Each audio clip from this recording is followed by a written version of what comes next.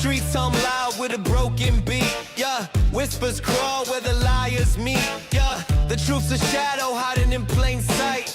They sell us mirrors, but no one's right. Who holds the pen that rewrites the lines? Who builds the walls and calls them divine?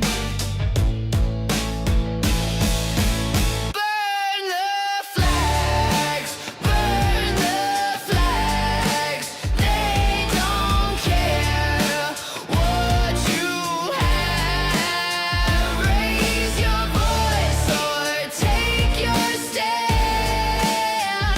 The power's yours, don't let it pass.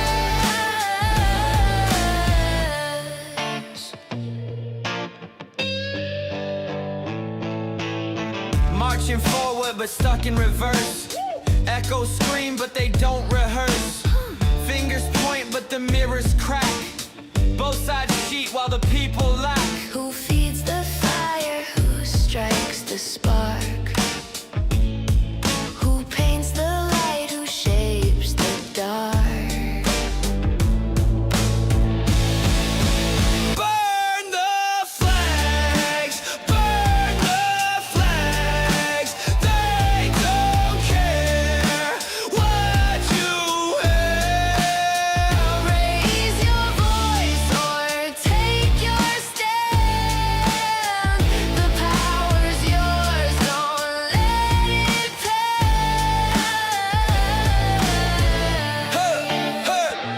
hey, fight, fight, fight, fight.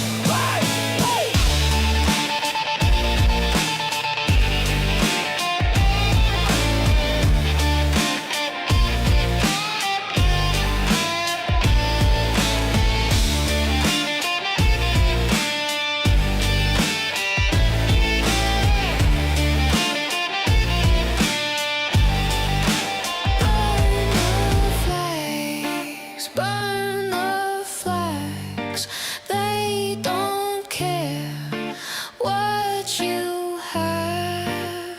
Raise your voice or take your stand. The power's yours, don't let it pass.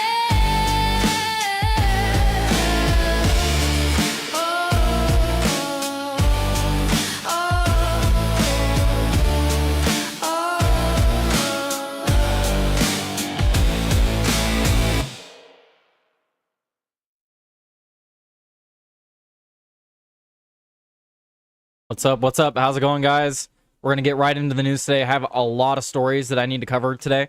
A lot of stuff. I didn't do the show yesterday, and there's just a ton of news going on. As I could see in the chat, Melted stopped by, and he said, "Rip to the kids that passed away today." And yes, absolutely, rest in peace to all the people affected today by today's recent tragedy. I'm not going to talk too much about that. I'll talk about it really briefly, but I don't like to talk about events like that when they've happened too it's too recent. I will talk more about it tomorrow when we have more detailed information, but I'll talk about it lightly.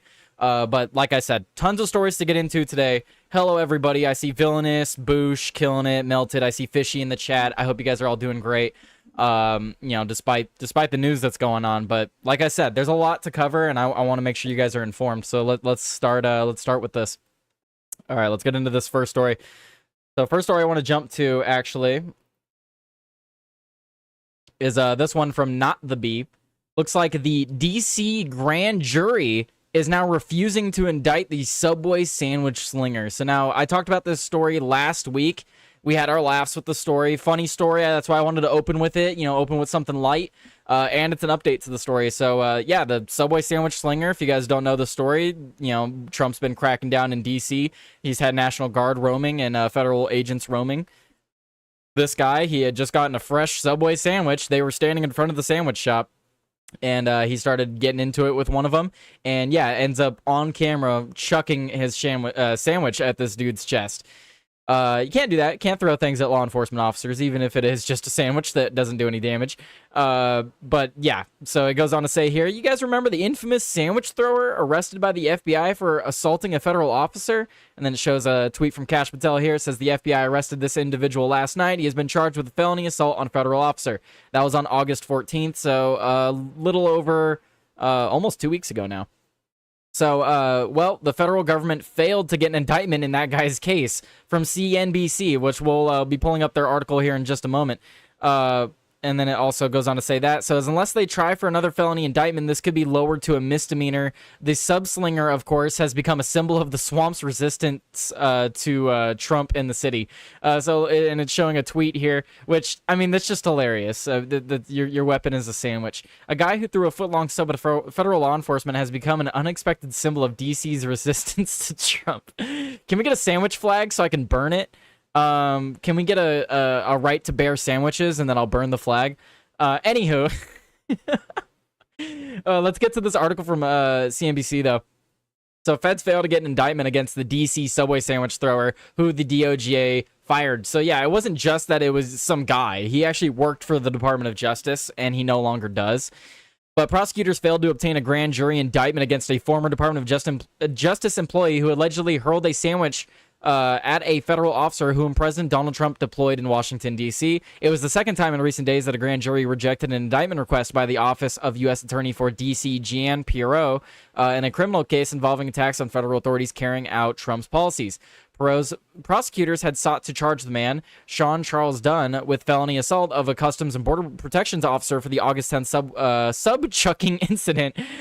But they could not convince a grand jury to indict Dunn, NBC News reported Wednesday, citing two people familiar with the matter. Dunn had been fired by the DOJ after his arrest. So, like I was saying, when all this stuff started cracking down, you might be able to arrest these people. You might be able to send in all these officers and arrest all these people that have been committing crimes. But are the judges and are the prosecutors actually going to follow through with, making sure they're held responsible for that? And that is yet to be seen in a lot of these areas. I mean, look at DC even. We even had the recent story. So not only is this guy going to get off on chucking a sandwich at a DC officer, but I also had the recent story of a lot of the teenagers that beat up Big Balls, the employee of Doge, former employee of Doge.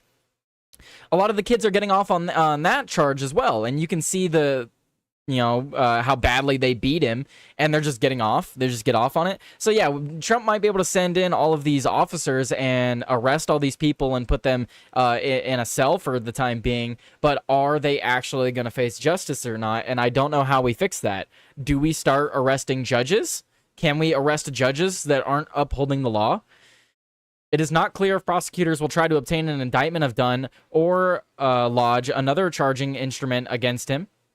Known as an information. Okay, I don't know what they're talking about. It is extremely rare for a grand jury to decline to return an indictment when a prosecutor requests for one after presenting evidence of an alleged crime. Grand jurors must agree there is probable cause that a specific crime occurred to indict someone. That is lower standard than guilt beyond a reasonable doubt. Okay, well, there's no doubt here. So literally the people that aren't indicting him are just choosing to based on political grounds. Getting off. Sorry, Melted. I shouldn't have read the chat. Melted threw me off. Anyway. On Monday, Pirro's office told the judge in a separate criminal case that an indictment has not been returned after a third grand jury returned a no true bill. The admission means that Pirro failed at 3 separate attempts to secure an indictment against Sidney Reed, who, like Dunn, is accused of assaulting a federal officer in D.C. A Homeland Security agent wrote in a court affidavit that Reed forcefully pushed an FBI agent's hand against a cement wall in late July.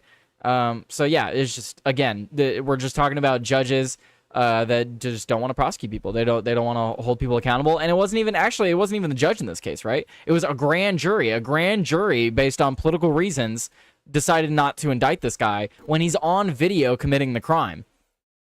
I mean, he's literally on video. There's pictures of him doing it too, which I questioned at the time of the event. There were 4K photographs of him mid-throw, but then there's a grainy 380p video.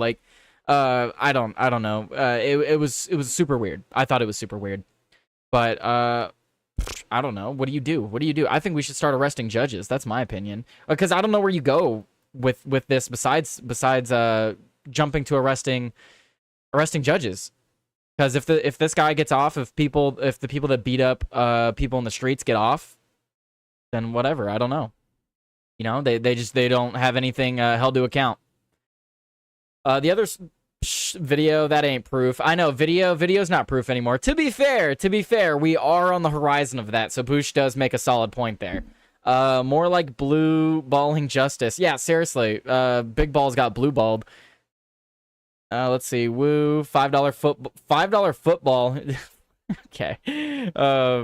Let's see. Remove the activist judges. That's what I want. You have to impeach judges. Right. So, like, why aren't we seeing red states or just Republicans in general impeaching judges? Why have we not seen... When's the last time a judge was impeached? I don't even recall a story where a judge was actually impeached. We need moral and good judges and get rid of the bad ones. Yeah, it's hard to say that, though, because, you know, a lot of people think that they're morally right when they're not. I mean, you just look at this recent situation I talked about with Joey. Thought about coming on today, but he decided not to because he promised you guys he was going to take a break because he needs the break, and, you know, that's perfectly fine. But he did want to come on and talk about the flag stuff because him and I were having a discussion about how people get so, I want to say virtuous, that they believe they're doing right to the point where they will begin trampling on other people's rights, and they just don't see it. So a lot of the stuff, like with the flag burning, a lot of people are arguing that you don't have a right to protest by burning the flag. You don't have a right to burn your own property, and there's a whole other discussion that goes with that.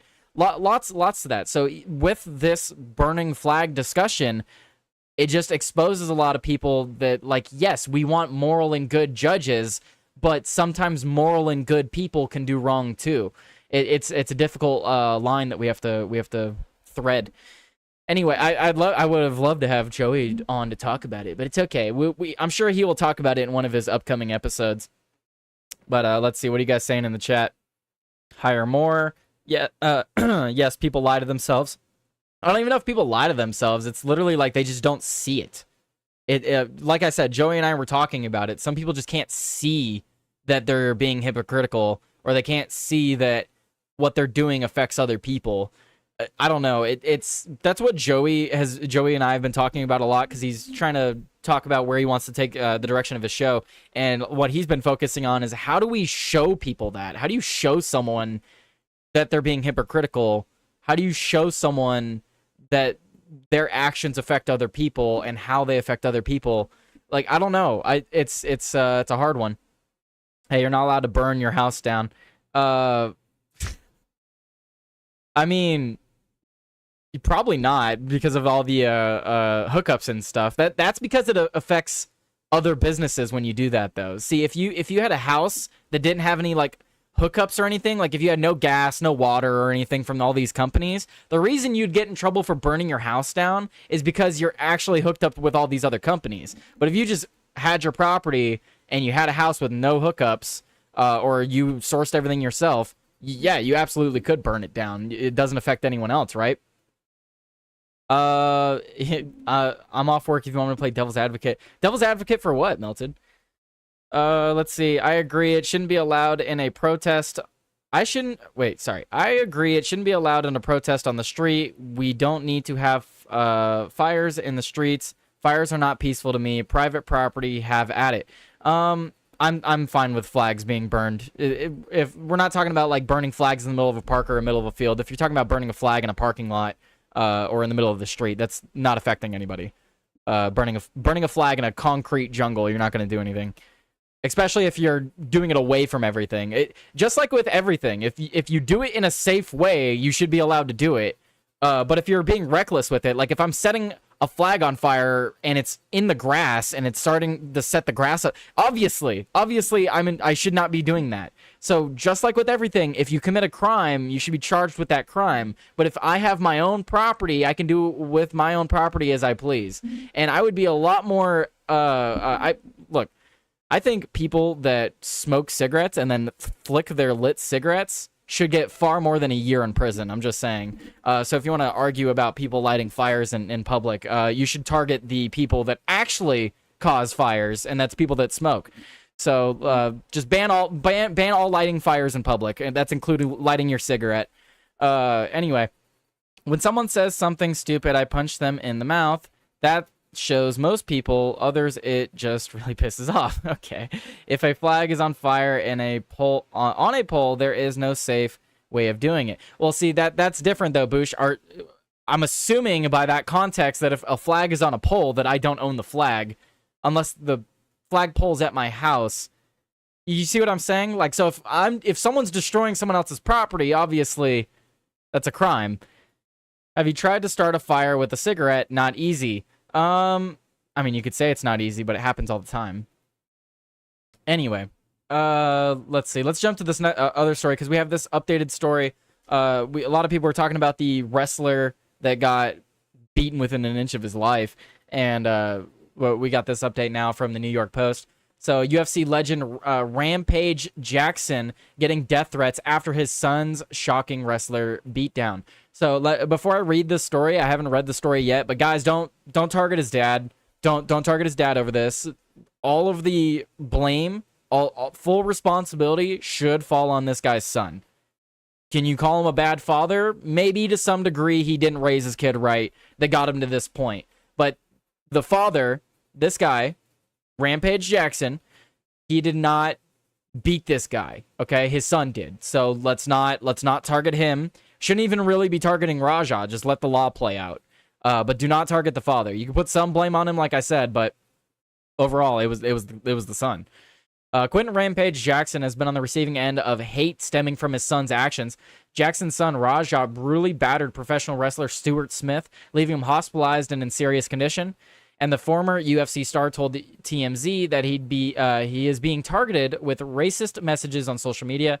All I can say is a lot of racists are giving me death threats and stuff like that. Excuse me. And let me re-quote him. All I can say is a lot of racist people are giving me death threats and stuff like that. Jackson said, like, I'm a puppet master, calling me a bad father. It's uncalled for. Jackson added that anything he says gets twisted. He previously released a statement on his son's actions, claiming he had recently suffered a concussion and shouldn't have been anywhere near the event. Quote, I want to clear up the misinformation about my son, Raja. I've been confirmed that the wrestler Stuart Smith, aka Psycho Stu, is awake and stable. Jackson wrote in an X post after the incident went viral. Raja was unexpectedly hit in the side of the head by him moments before Smith's match. Raja was told that he could get his payback in the ring. I thought it was part of the show. It was a bad judgment and a work that went wrong. So the can that he's talking about, if you guys haven't seen the video, we played it in the video. Go watch my segment. I posted a segment about it recently. But the can was fake. It was a fake can. It was a prop can. And you can even see the video after the fact, after he gets hit in the head with the can. And they make up. They're like, all right, yeah, it's cool. Sorry, man. I didn't mean to upset you. Like, they were cool. They were cool. So Raja got amped back up, before getting into the ring. And yeah, he took it way too far. But yeah, that's about the update there on that. So guys, don't target the father. A lot of people are targeting him apparently online and stuff, and there, like I said, there might be some blame there, but overall, it's on Raja, man. You just look at all the clips from Raja. That falls on him. The sins of the son do not fall on the father always. Not always. Maybe to some degree, but I mean, dude's a grown man. Talking about a grown man. What's up, guys? What's up, son of Wiggum? Hey, yeah, I looked into that a little bit. He said later. He started live streaming and then told his stream that he would knock this guy out if 50 guys followed him. Wow. No one should target anyone, but we all know who and what Rampage is and always has been. We all know it plays into what his son is today. It's just how it works the vast majority of the time. I'm not familiar with Rampage Jackson, so maybe there's some more backstory there. But he is the biggest. Yeah, absolutely, Mighty Pete. Absolutely. That's what I was saying on the segment when I was talking about that story initially. Let me come up and talk about this, please. Oh, okay. Melted said he wants to come up. Alrighty. I guess we can bring Melted up. Melted. What do you want to talk about, Melted? Let's see. I gotta find Melted, or I gotta send him the link.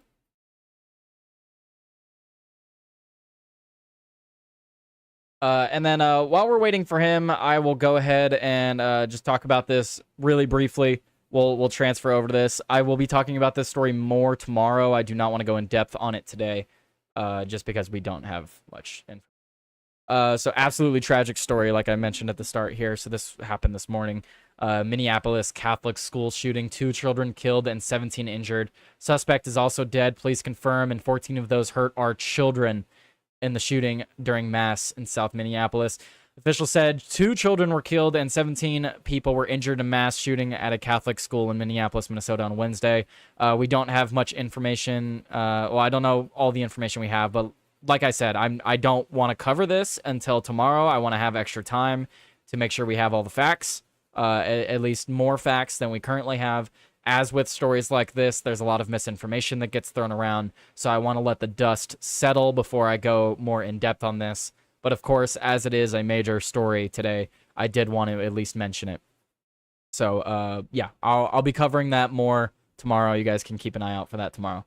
Let me get Melted up here. What's up, Melted? Let me put your link up here. You gotta unmute yourself too. I can't you control that one. I mean, I can mute you, but I don't currently have you muted. All right, I think I just there we are. Hey. Hello, hello. Can you Your hear me? camera looks a little fuzzy, but it'll clear up. It does that when I first add. But what's up, Melted? Been a minute. How's it going? What Yeah, it's story been a did you want minute. to talk about in The particular? Rampage stuff, bro. Rampage stuff? Yeah, his son, dude. Okay. So And yeah, then the well, flag you burning, and too. Joey have more. See, I told Joey, I was like, he picked a good time to go on hiatus, but at the same time, the worst time, because I really wanted some insight on this this wrestling story. You Oh. know? I can give you plenty, not about these specific wrestlers, or I can tell you about the drama between. So I'll give you a little build up. So not that long ago, before this event, I think it was the day before. What's his name? What's Rampage's son's name? Raja? Yeah, Raja. So Raja actually almost got knocked out in a sparring session on his live stream.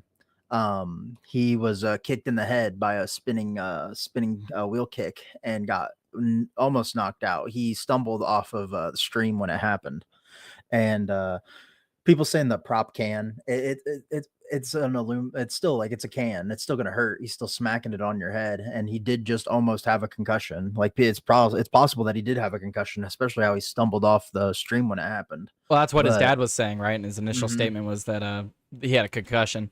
Yeah.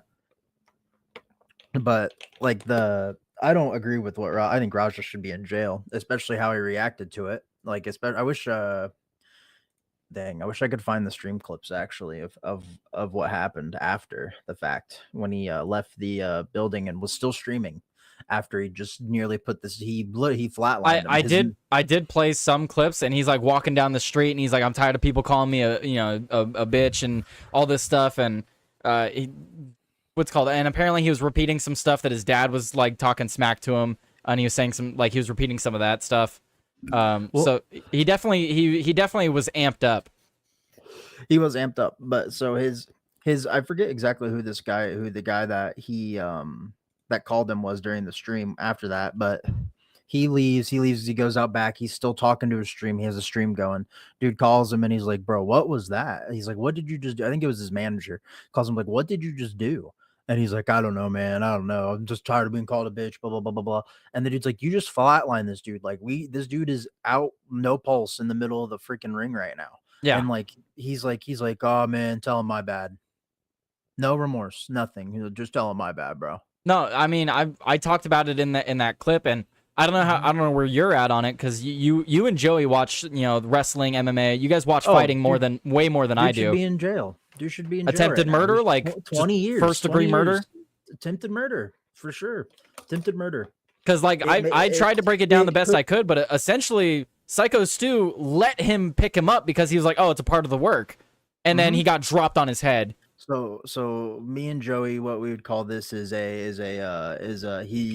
pretty much, just like I said there, worked himself into a shoot, brother. They agreed, bygones be bygones. You can get your receipt in the ring, and a receipt is like, oh, I hit you a little too hard, now you hit me back a little too hard, and we call it there, we're even. No, Raja nearly killed this man in the ring. He nearly literally killed this man in the ring. Yeah. And the fact that I haven't seen anything about him being arrested or anything, and then like online people are just clout farming this. Like I saw a fake YouTube short of like, I don't know if this is true. I should probably look it up actually before I say anything, but apparently Mr. Beast is going to gonna pay for the dude's hospital bills and shit like that, because Mr. Beast is now a scumbag for what he's been doing recently online, which I could go all day and talk about. I haven't seen streamer anything about Mr. drama. Beast. I could talk to you about that if you'd like, but I'm not gonna bring up top. I'm not gonna pull a Sork on you and go off on another tangent that you probably don't want to talk about. No, the Mr. Beast stuff does interest me. Is there a recent scandal that I missed? So he's right now doing the Team Earth, Team Water thing, right? Where we're gonna have these team of streamers and this team of streamers, and where whoever raises the most money wins this. Okay.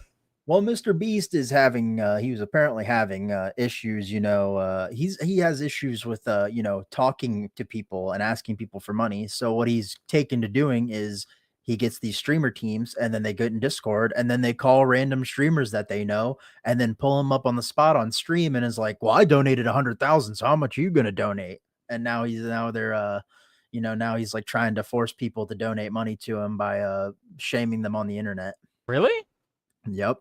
Yeah, it happened to Asmongold. Asmongold got called by Logan Paul on Discord, and Asmon answers it while he's sitting in his car ordering at McDonald's.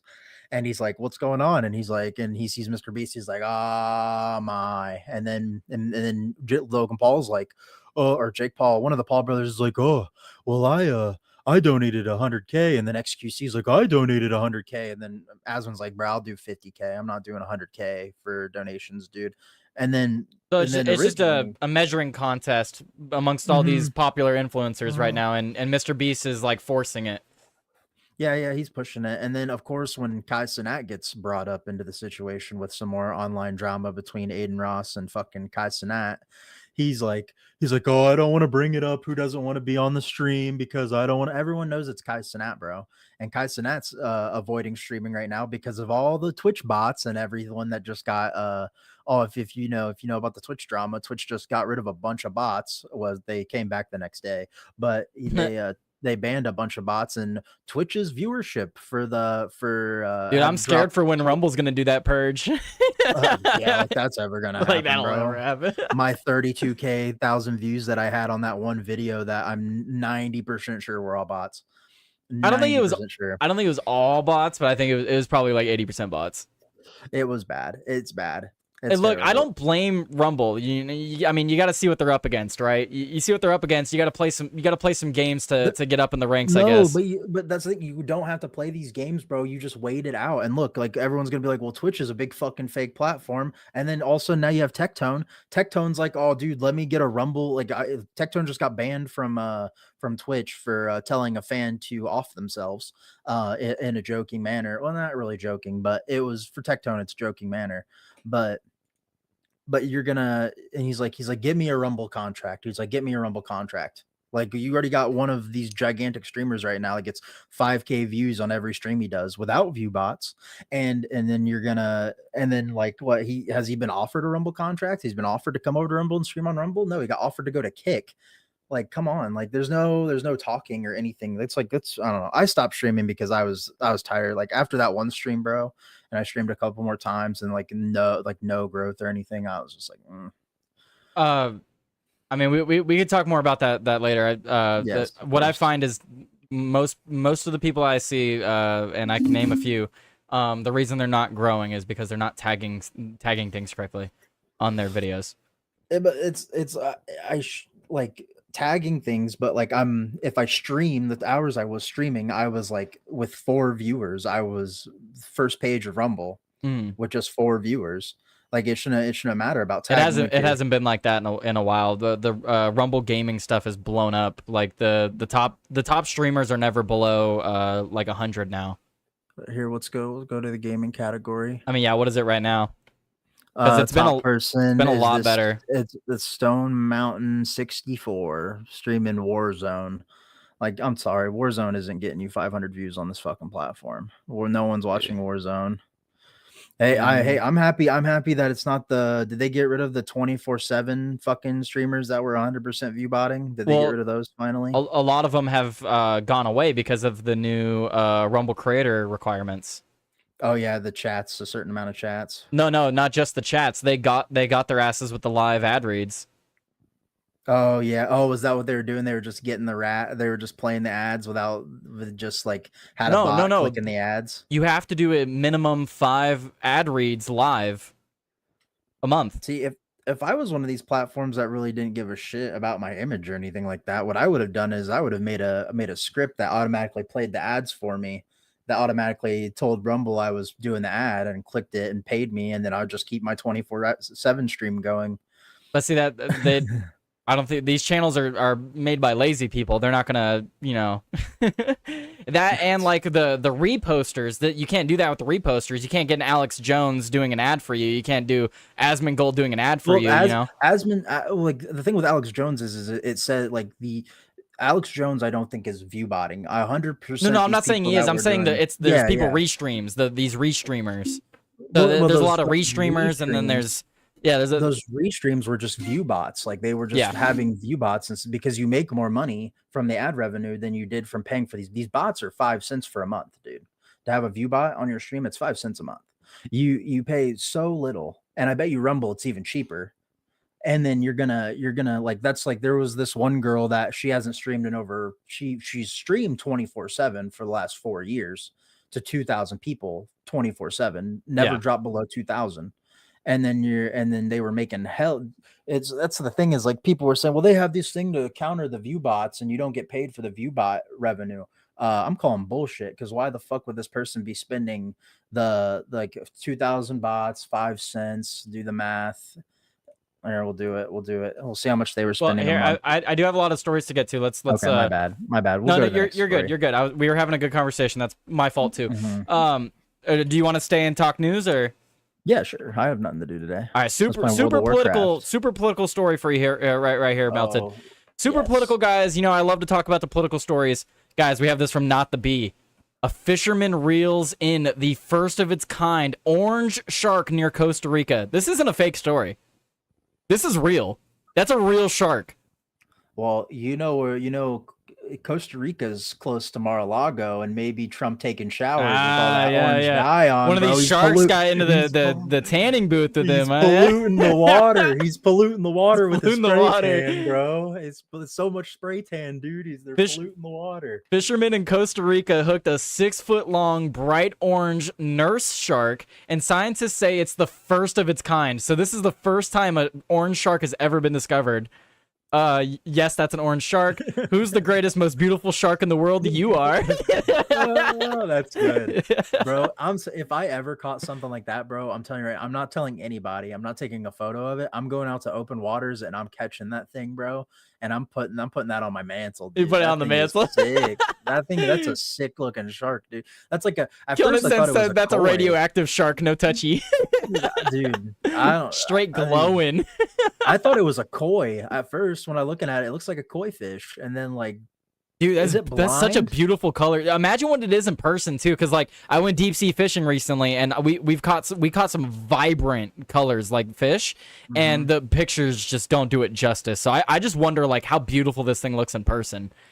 Well, it must look amazing, especially because I'm like, I don't know why, but my quality is like dropping on. Here, what's called? I'll help you out there. What it is it's because you're watching through my. Yeah, I'm just gonna pull up your stream. That way I can. There you go. Look at Vid Ninja again. There you go. Thank you. Yeah, it's just it's a little extra work. I forget I have to do it when I have guests on. No, that's fine. But yeah, so here, what does it say here? It says from IFL Science, the nurse shark, that's the scientific name. I'm not even going to attempt. Was seen in Costa Rican waters. Oh, you want to try? You want to try? Yeah, Gingli mostama. How do you? Suratum? Yeah, Suratum. Gingli mostama Suratum. Interesting. Okay, so that's the scientific name for the nurse shark. This particular one, the orange one, was seen in Costa Rican waters during a sport fishing trip near Tortuguera National Park last year, and the photos were shared on its Facebook page. According to a new paper, the shark was captured at a depth of 37 meters and so was subsequently released. Oh, good, they didn't keep it. was around 2 meters long, 6.5 feet, and had yellow-orange skin. This indicates a condition known as xanthochromism, and is the first documented case of xanthism in the species, and is the first recorded of any species in the Caribbean. Wow. I just want to point out what Villainous said. What'd he the say? Snack that bites back. Orange shark. Dude, if Goldfish does not market off of this, For real. missed opportunity, bro. Yeah, for real. Like, dude, or whales, bro. I think whales are better than goldfish, to be honest. But Yeah. Well, wait, I what do you mean whales? like they're Or is they're that a like competitor? yeah, it's like goldfish, but Oh. it's like salt. It's like saltier. And Oh, here's some better it's not pictures. really cheesy. Imagine pulling this thing out of the sea. Yeah, dude, imagine pulling this thing up and you're like, dude, what is this? And you're the first person to ever. Well, Oh, it's look not- at that. That's it's not- beautiful. Do you we've explored more of our own atmosphere above us than we have in our oceans, dude. Yeah. Like it's something like 90% of the ocean. No person has been there. There's no photos. No one's seen it. Like I think my No- favorite thing about going through the news every day now, Melted, is finding stories like this, because there's been so many stories where I'm like, what do you mean new species discovered? Like last month, I was reading an article about we discovered a new kind of insect. It's a stick bug species, and it's now the world's heaviest insect. what? Look it up. It's a new species of stick bug, and it's now the world's largest and heaviest insect. It's massive too. Holy crap! It's huge. Here, I should probably pull it up too, since we're talking about it on stream. Oh, it can fly, Yes, it can fly. It has wings. dude. How much does it weigh? Like that thing I think it was looks like 5 pounds. 5. Or it was like 3 or 5 pounds, and it's a bug. What? That's it's past a bug point, bro. That's a bird. Right. If it can fly and it weighs that much, dude, that's a bird. That could Okay, meet the new species of a giant stick insect that weighs about the same as a golf ball. Okay, so it weighs as much as a golf ball. I mean, that makes sense. It needs to be able to fly, right? Here, I'll pull it up for you guys here, since we're talking about crazy new animals and stuff. Meet the new species of giant stick insect that weighs about the same as a golf ball. So this is from CNN, or actually, story from Reuters. CNN shared it from about a month ago, and it has a video here. It's now the world's heaviest insect. dude. A stick bug had a baby with a rhinoceros beetle, bro. Like that's what that thing's crazy looking, man. that could. I feel But that's exactly to your point, we're finding new species all the time, and it's not just in the ocean. Just imagine what's in the ocean waiting for us, though. I know. There's so many jungle, like in the Amazon, dude. There's so much of the jungle that's never been explored, bro. And like people are like, we need to go to space, bro. I'm like, let's first figure out what can kill us here. All right. Yeah, what do we got don't going know. on here? Oh, What- this picture here, the one I have up right now, kind of looks like a catfish. It does, yeah. Well, I don't think it's a. Well, it's a nurse See, shark. They're a smaller Yeah. species, so Yeah, they're like. I think they're bottom um, feeders, aren't they? Yeah, kinda. they're like vultures. They're Yeah, the scavengers. yeah, scavengers. They're not predators, or they're not a predator shark. They're a Wait, scavenger shark. what does not the bee say here? It says, what a beautiful shark. Next thing we know, this thing will be building a wall and making stingrays, paying for it. Yeah, I know. God dang. It's God like dang the, stingbacks. It's like the anti-Jaws. What? What? Black eyes, like a doll. What? Black I'm eyes like a sorry. doll's eyes. They're talking about Nothing. that's a gif from Jaws, but if you look at Yeah. the orange shark, it's got white eyes. Yeah. I just come on, the bee, bro. They're reaching, bro. They're reaching with their jokes. Come on, what Villainous said. Well, like, bro, if that was there, that would have been 1,000 times better. And then you do an AI freaking orange shark, like goldfish in the water for Jaws. I got a question for Villainous. Villainous, what's the difference between a new species and an evolved one? Wouldn't it be a new species if it evolved? Yeah, if it evolved, it's a new species. It's a split off. Anyway, I wanted to read up on this story because I haven't seen much people talking about it. A lot of people are talking about other stories. Let me pull it up for you over here so you can actually see what we're talking about. We have this next story. It says cyber attack shuts down Nevada state offices and government websites for the governor's office, or according to the governor's office. And this is apparently 2 days in a row now. This is the second day in a row that a cyber attack has caused the Nevada state offices to close for 2 days this week and rendered some state websites and phone lines unavailable. The governor's office said Tuesday, get the frick off my screen. Agencies will announce when their counters will reopen for in-person services, according to the technology office at Governor Joe Lombardo, whose website was among those disabled. The state identified the attack Sunday and said authorities are investigating. Officials were unable to release technical details to protect internal systems during the investigation. There is no evidence that personal information was compromised. Emergency services remained available. State employees were put on administrative leave on Monday. Many returned to work Tuesday, and workers will continue to come back to the office as the computer systems are brought back online. So I just wanted to talk about this because we don't know what caused this, and this kind of seems like it should be a bigger story. Yeah, well, if they can hack casinos, dude, the government's screwed, bro. Like, if they closed down casinos for how long? Like, what casino was it? It's the Emerald one. MGM. They closed down MGM for like 2 or 3 months, dude. Like yeah, the government's screwed. Like any competent hacker that wants to do anything to the government, they can do it. Well, I've talked about that a lot with foreign wars and stuff because always the big threat is, oh, nuclear, they're gonna nuke us. No, dude, a foreign country wants to screw America. You don't nuke us. You take out our power. You take out the power grid. We're screwed. We can't live without it, bro. They just need to get those. No, dude, we'll start fighting each other. We're back to the Stone Age, bro. People are gonna be going crazy, dude. And it's the sad part is like it's so many people. Like even the old people that are like, oh, you know, we don't need technology. I went so long. They're some of the most addicted. They're the most addicted to it. Like, come on. Yeah, my mom used to talk about how like, oh, you're always on your phone, and now I can't even talk to her without her looking at Facebook, dude. For 2 seconds. I mean, people talk about, you know, a nuke being dropped and wiping out a state. Dude, freaking drop an EMP off the coast of off of either coast, and you can wipe out half the country's power grid.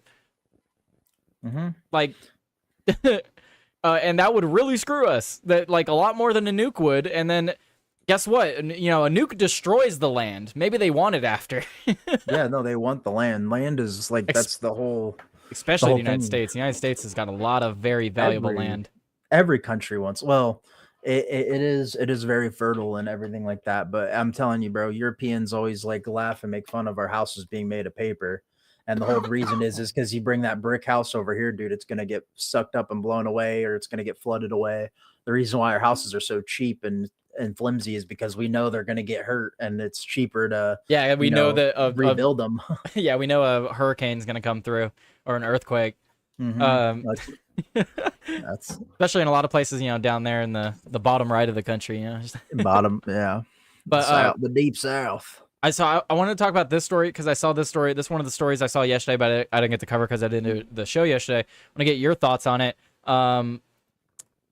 U.S. scrambles fighter jets to track fourth Russian spy plane near Alaska in less than a week. In less than a week, Russia sent 4 spy planes on the border of Alaska. Yep, I'm telling. Putin wants the land back, bro. Everything that Russia lost, dude, he wants it back. He wants what the Soviets lost. He wants what the Bolsheviks lost. He wants it all. I think he wants what Trump wants. He wants a legacy that his people will remember. He's lost that. You think so? Yeah, like the amount of protests that happen in Russia, dude, it's I don't know. But I think they have such a similar culture to us too. Like when they banned porn, the amount of dudes that were freaking out about it. Mad Stork said if you EMP'd the USA on a coast, Texas would laugh because we said in the 70s it was a national security issue and made our own grid. You are correct, Mad Stork. You guys do have your own grid, one that was wiped out by severe weather.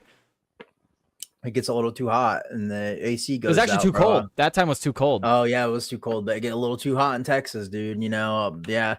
Well, yeah, that's all that Russia has to do. Power went out Monday here because of how hot it was. The power went out, and I didn't finish the show. It literally last 2 minutes. I was about to click the button to raid to Joey, and power went out. I was like, wow, You guys suffer from brownouts too, real bad too. Well, Like California just refuses to build more power generators. So well, it doesn't help also like when it gets too hot, your guys' power system could probably handle some more heat. It's just the issue is more people are turning on AC, draining more power.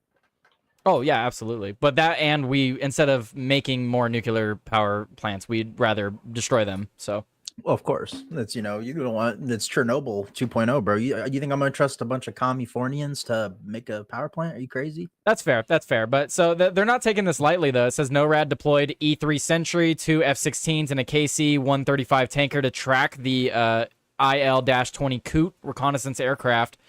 U.S. military fighter jets were scrambled on Tuesday to track a Russian spy plane detected flying near Alaska. The North American Aerospace Defense Command, NORAD, said it was the fourth time in less than a week that military command has detected and tracked a Russian Coot, a Cold War-era reconnaissance aircraft in the Alaskan Air Defense ADIZ zone, a stretch of international airspace that requires the ready identification of all aircraft in the interest of national security. The same type of Russian aircraft flew over the region on the 20th, 21st, and the 24th. In each of the 4 instances, NORAD responded with its own fighter jets to track the plane. So how do you feel about where we're at with this Ukraine Russia war? Bro, I just wish we would go back to being isolationists like we were before World War II when our economy was the best it's ever been. Yeah, I think Trump had he made a really good attempt bringing Putin over to Alaska. But it's failed, and I think he should just wash his hands at this point. If there was a time for him ever to wash his hands, it would be now. Imagine like if like when he flew that B-2 bomber over, right? Or that stealth bomber over, and he pointed at it. Imagine if that was everyone was like, oh, the body double for Joe Biden. It's not the same person. That's a different Joe Biden. Like it was a Trump body double, and that B-2 bomber just let it loose and just like. No, that was that would have been a Putin double. That would have been a Putin double. Yeah, it's just two. They're just two brains in jars fighting for a country they can't enjoy. That's what it is at this exactly. point. That's what it is. But yeah, I just wanted to bring this up because obviously Russia doesn't want to end the war. They have no reason to end the war. They've been winning the war. They've said that they want Alaska. They've made threats towards us about Alaska, and I don't blame them considering we've been arming the enemy the entire conflict. At what point do you say you're involved, Melted? At what point? Because yesterday I had people, or not yesterday. Actually, it might have been yesterday. I had people fighting back against me saying that if Ukraine loses the war, that's America losing the war, and that we should. Yeah, but we're not involved. We're not involved in the war, and oh my god. Yeah, they'll say we're not involved. They'll say we're not in, but they're like, but we're not involved, and I'm like, but we're literally. The only reason the war has gone on this long is because of the United States. So if they lose at this point, it's not just Ukraine losing, it's the United States losing, as well as the other countries that have helped as well. Why does every single person say we're involved with every single thing on this earth, dude? Like we are as much as I hate it, we're the world police. Like something bad happens to a country, they would come running and crying to America, and oh, America, you need to help us. Oh my gosh, we can't help ourselves. We're the world police, bro. Like I hate it. I don't want to be it, but everything that happens in this world involves us, no matter what. I think you're really gonna like the next story I wanted to bring up because this is let's see, where is it? Yeah, this is a big story. Which I will preface it with I'm in support of it.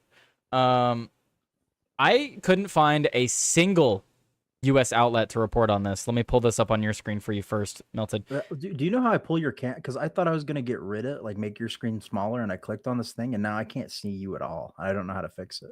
I'm not sure. You can refresh, maybe. Wait, yeah, we'll try that. Oh, all right. We'll give him just a moment. He's loading back in. Did it fix? Wait, you're muted. You gotta unmute. Yeah, I fixed it. There we go. Okay.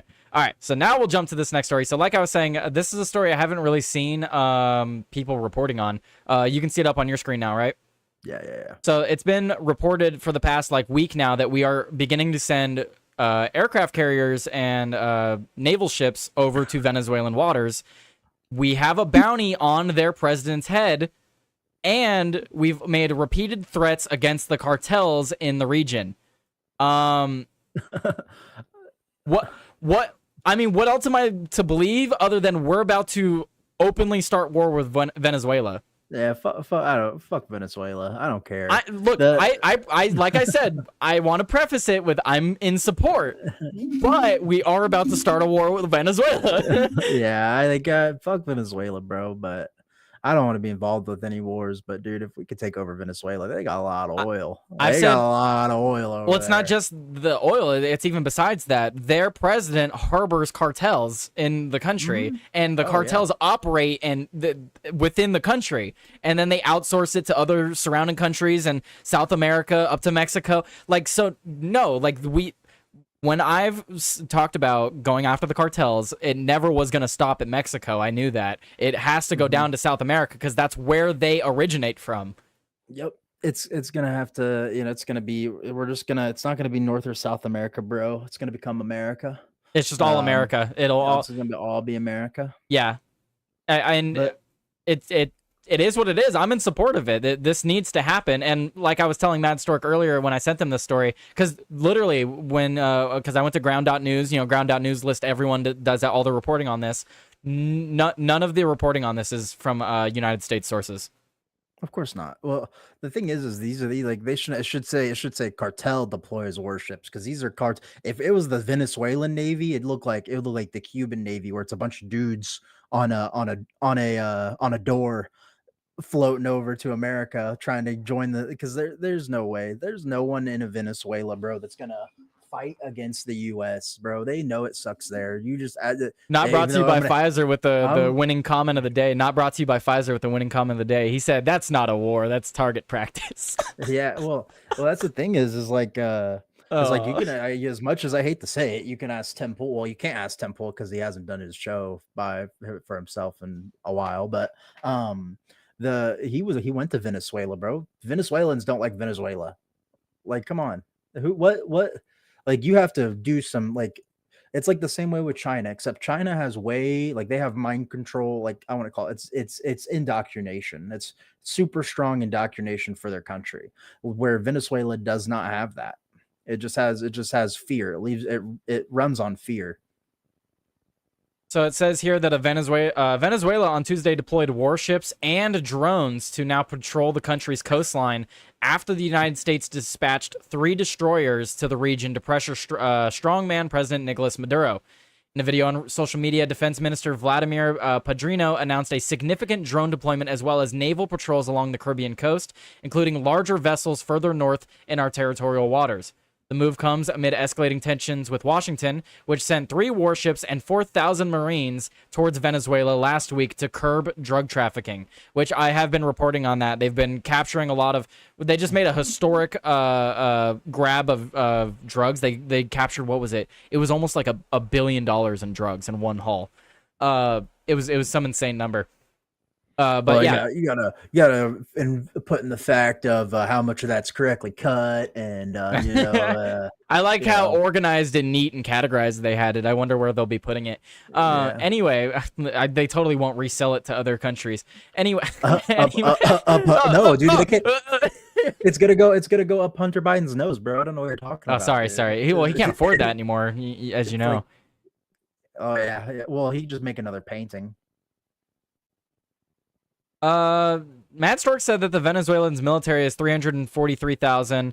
The United States Marine Corps alone is 172,000. I say we just send them in and let them have fun. Dude, I mean, like- one Marine to one of their soldiers would probably be at least 3, right? Or 3 to 5. So nowadays, who knows, man? well, Who knows what the yeah, that's soldiers are fair. I mean, Pete nowadays. Hegseth has been in. He's been changing things, Yeah, that's true. That's true. But yeah, so I just wanted to report on this, guys. Don't be surprised when you start seeing reporting, about a conflict with some carriers in the South Americas. I'm just saying. Yeah, I'm hyped for World War III, boys. Let's do this, dude. I'm happy. I'm At what past- point do we call it that? I mean, literally, we're about to start. We're about to have. Look, there's no conflicts over on this side of the world. No major conflicts, right? But if the United States starts some shit over here, then that'll be an official major conflict. Even though we do have conflicts in South America, we just don't talk about them. I'm sorry, son of Wiggum, son of Wiggum. But I'm not gonna believe the quartering either. Like I I do not care. I don't think Tim is sick. If you know, I just think Tim doesn't want to, which he's fully allowed to do, and I fully support. Spend time with his children and family, and doesn't want to be streaming to a bunch of losers like his chat.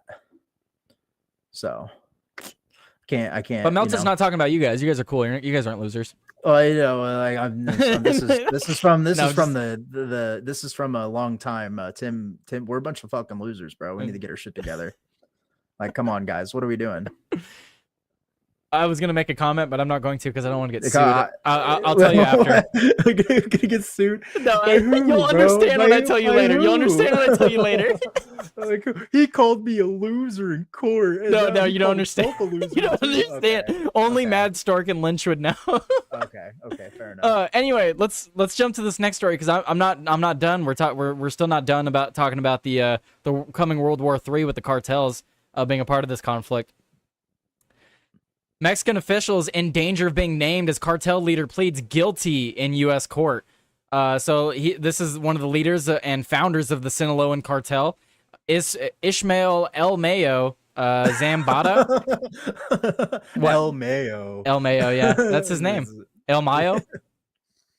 This is El Mayo. El Mayo. It's like, dude, this is like Clue, bro. We got Professor Plum, and we got Mr. Mayo here. Fucking come on. Well, so he's the 75-year-old co-founder of the Sinaloan cartel. He pleaded guilty in the U.S. court to charges including leading a criminal enterprise, racketeering, drug trafficking, and money laundering. He admitted to bribing a Mexican official for more than 50 years and agreed to forfeit $15 billion in assets. He now faces a mandatory life sentence without parole. So where do those assets go? The government just has those assets now, and then bro, that's straight. And then what about the money. Mexican official that he bribed for 50 years? What of him? Hey, bro, you know, gotta get it where the getting's good, bro, and it's not illegal in Mexico to take a bribe. So, okay, Mad Stark. He said we could wipe out the entire Venezuelan military and it wouldn't be a major conflict. Dude, I think you're underestimating them. You're doubting, bro. Mad Stork, can I see your military creds and what war you fought in? To where? Yeah, as I've said as I've said in my commentary in regards to fighting the Mexican cartels, it's not going to be a walk in the park. We will win, but Mad Stork sounds like a Republican during the Vietnam War, bro. He's like, we're gonna walk through. They're just going to surrender. They'll welcome us as liberators. Like, come on, Mad Stork, bro. You sound like a Vietnam War Republican right now, dude. Like, we're just gonna firebomb them, dude. They're not gonna dig tunnels underneath ground to avoid napalm. Yeah, napalm them. Go throw some Agent Orange in there, and we're gonna flood our own troops out. Like hey! That's how we end up with orange sharks. You gotta be careful. The new Agent Orange is just Trump's. They just take a bunch of Trump's body spray and they spray it into the ozone layer. Agent Orange, yeah, that's how they mark you, so they could see you you can never wash it off. Like that's how they find you later. It's like what is that? Inglourious Bastards. You know how they put that marking on your forehead? It's the same thing, but they spray you orange. Well, the other day, oh my god, the other day, like you missed a comment that I had. What was I gotta go back to all that stream and watch it because you rated right when I put the comment in, and it was something about it was like the scene from Full Metal Jacket where it's like it's the dude shooting like get some, and it's like, how do you know that they're Viet Cong? And he's like, it's like they're all Viet Cong. The ones that stand still are just well-educated Viet Cong. I put that quote, but it was like some group we were talking about, and that's what I put as their name instead of Viet Cong, bro. Jeez. I was so mad that you missed that comment, bro, because I would have had you dying. Oof. Then that was a while ago. Oh yes, I love this. Do you know the ratio of dead Iraqis to injured U.S. personnel was? Not dead, injured. Oh, okay, so it's good. Yeah, let's just keep sending American troops in there to get injured. I love that. So no one died, but they all lost arms and legs. So they're not dead though. And yeah, well, let's not get into that conversation. I want to talk more about this El Mayo guy. So how did he get arrested? How did he end up in the custody of the federal government? So his downfall began on July 25th, 2024. So this is last year. He was arrested alongside Joaquin Guzman Lopez, El Chapo's son, at a private airfield in El Paso, Texas. Wow. Oh, yeah. Mad Stork, real safe over there in Texas, right, Mad Stork? No. So actually, Mad Stork would flip that on you and see everything happens in Texas is what he would say. Everything happens in Texas. There's always major stories in Texas that people don't cover. Because I don't really remember this being covered. I mean, this is a year ago. Oops, Yeah, what 'cause did it I did- just open? Because it was Texas, bro. The only people that care about Texas is Texans. So he claims he was lured into a trap expecting to mediate a dispute between the Sinaloan governor Ruben Roca Moya and former Culiacan mayor. I don't know how the fuck to say these Hispanic names. Anyway, people over there, he instead walked into an ambush. According to his lawyer, 6 men in military uniforms threw him to the ground, bound his legs, pulled a black bag over his head. He was, Guzman Lopez was exploiting a rift in the cartel, had arranged the handover to the U.S. authorities without Zambada realizing it. Well, that just sounds like you got double-crossed. Yeah. But, hey, that's I funny. was hoping it was going to be got caught in Florida, so I can be like, dude, even everyone wants to retire in Florida, bro.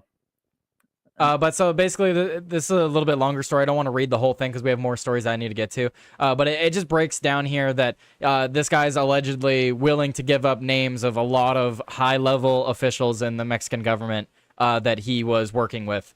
And if that's the case, as I've said repeatedly when talking about wars with the cartels and going in and getting them out of Mexico and other places, we will likely need to declare war on the Mexican government as well because they are highly intertwined.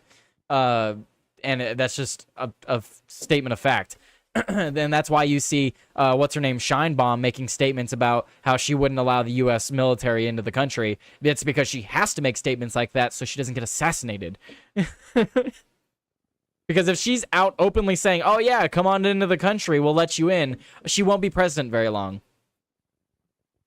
I mean, I don't know if you have any differing thoughts on that, Melted, but No, I'm not shocked. You know, people are gonna squeal, bro. Snitches in jail, dude. I wonder what the deal they gave that dude is, though. sorry, say that last thing again. I wonder what the deal they gave him is to give all those names, bro. Because there ain't no way he's sitting in any prison, bro. Right. Ask Ghislaine, bro. $25 for a hit in commissary, bro. Come on, dude. Now, That dude ain't gonna be safe. I think everyone will will need to hear about this story. So we're talking about 1 year prison sentences and stuff like that. Well, this guy is facing 1 year in prison for something very specific, Melted. You can see it up on screen there first. And we're going to shift over to this story here. Guys, we have this from the Associated Press. 1 year in prison for U.S. border agent accused of ordering women to show their breast. Guys, we have border patrol agents just taking advantage of these. It's not just the cartels. Look, illegal immigration's bad all around. You're not going to just get abused by the cartels along the way. Apparently, you're going to get abused by our own federal government, which shouldn't be a surprise to you. Just another reason not to come here, guys. Don't come to this country illegally. This is 100%. This is 100% an Alex Stein fan that this border agent was, bro. He was living by the quote: "If she's a 9, she's fine. She can stay in the country, bro." The big booty Latinas can stay. Yeah. Gotta check those boobies, bro. Make sure they're fine, dude. You can't have no ugly booby women running around here from other countries, dude. We have enough of our own to worry about. Like, yeah, we got big booty Latinas from Son of Wiggum in the chat. And so this is from Syracuse, New York. Come on, Joey, what's going on? New York always has the weirdest stories. I don't know what it is with, like, these Florida man stories. Nah, dude, it's always New York. New York has the weirdest stories. As someone who reads the news every day now, New York has the weird people. Anyway, a U.S. Border Patrol agent in upstate New York who pleaded guilty, he pleaded guilty, related to ordering women entering the U.S. to show him their breast, was sentenced to a year in federal prison Wednesday, according to prosecutors. Shane Milan, 53, damn, dude, you got some 53-year-old creep like, hey, lift your shirt. Let me see them. Are they pierced? I got metal. We got to check for metal. Come on, dude. This is a funny. I feel bad for the women, but this is. I do feel bad for the women. I'm laughing because it's funny, but this is screwed up. No one should be forced to reveal parts of their body while in custody. I just imagine like some super old woman comes up and she's like about to do the same. She's like, "No, you're fine." He's like, "No, keep it going, down the line." So he pleaded guilty in March to federal misdemeanor charges related to allegations. Oh, that was bad timing to hit the light goal, guys. The grunt sound effect just went off, Melted. I didn't hear it. I know, because you're the guest. That's why I told you. Anyway, So he pleaded guilty in March. He ordered 3 immigrant women crossing the southern border in 2023 to expose their chest to him via webcam. A 4th woman was ordered to show him her breast with her bra on. Prosecutor said he pleaded guilty to 2 counts of deprivation of rights under color of law while he was stationed in New York. Milan at the time was processing arrivals along the southern border via video conferencing. Wow. Oh yeah, that's where they do the. I bet he's probably like one of the officers that stands behind them while they do Zoom calls to the judges. I bet you that's what he was. No, he was video calling the immigrants. So he was on the other end of the video call. So he was getting them to do this. So Bro. dude, that's like me getting someone on FaceTime be like, lift your shirt. Dude, he logged into his work account, bro. He thought it was ChatterBait, bro. It's a big mix up, bro. He thought it was Yeah, ChatterBait. my bad. I thought this was Omegle. Yeah, no, chat, dude. He's 100% ChatterBait, yeah. He's fucking on ChatterBait. So he was stationed in New York. He was processing arrivals along the southern border via video conferencing. Though the resident of Jefferson County told the women that his requests were part of the process for being admitted into the U.S., it was actually for his own gratification. I shouldn't laugh at that. Alex Stein, bro. I This is shouldn't Alex, laugh dude. at that. That's a freaking scene from South Park, bro. Bro. And It's like a Beavis South and Park needs to Butthead. see this story. Can we get the story to South Park? This is like Beavis and Butthead, bro. This is like they like Lift the your guard. shirt. Yeah, the guard leads. Yeah, you gotta show me your boobies to enter the country. Show us your boobs. This is Beavis and Butthead, bro. So he told 2 women that he was checking for tattoos, and he used his government computer to research and use Spanish phrases such as, "I will also need you to lift your bra, please," according to court documents. Everybody deserves respect, and we will not tolerate the sexual exploitation of the immigrants by members of law enforcement. Nobody is above the law. Acting U.S. Attorney John Sarcone said in a prepared release. Yeah, I mean, this guy was absolutely abusing his position to take advantage of these women. But I kind of feel like this is just like I mean, I don't even know. I can't even say like, there's no blame on the women for that. I mean, how are they supposed to know? Like, oh, they're checking for tattoos. Let me just. This is 100%. So you see, Botch mentions Reno 911. This is another reboot of Super Troopers right here, bro. They made that Firehouse spinoff. Like, nah, we need another Super Troopers like Ice Edition, bro. Like, come on, dude. That needs to that's almost a show on its own right there, dude. Right. Like, come on. Well, what's some of the chat saying? Sorry, I haven't been reading the chat as much today, guys. There's a lot of stories I still need to get through, but it's fine. I can always save some of them for tomorrow as well. And Joey's not doing his show, so I guess I don't have to stick to the schedule. Mad Stork had to leave. Bye bye, Mad Stork. Oh, later, Stork. People will miss you. I am not one of them. Oh, well. Have a wonderful evening. Bye, Wiggum. You will be missed by me.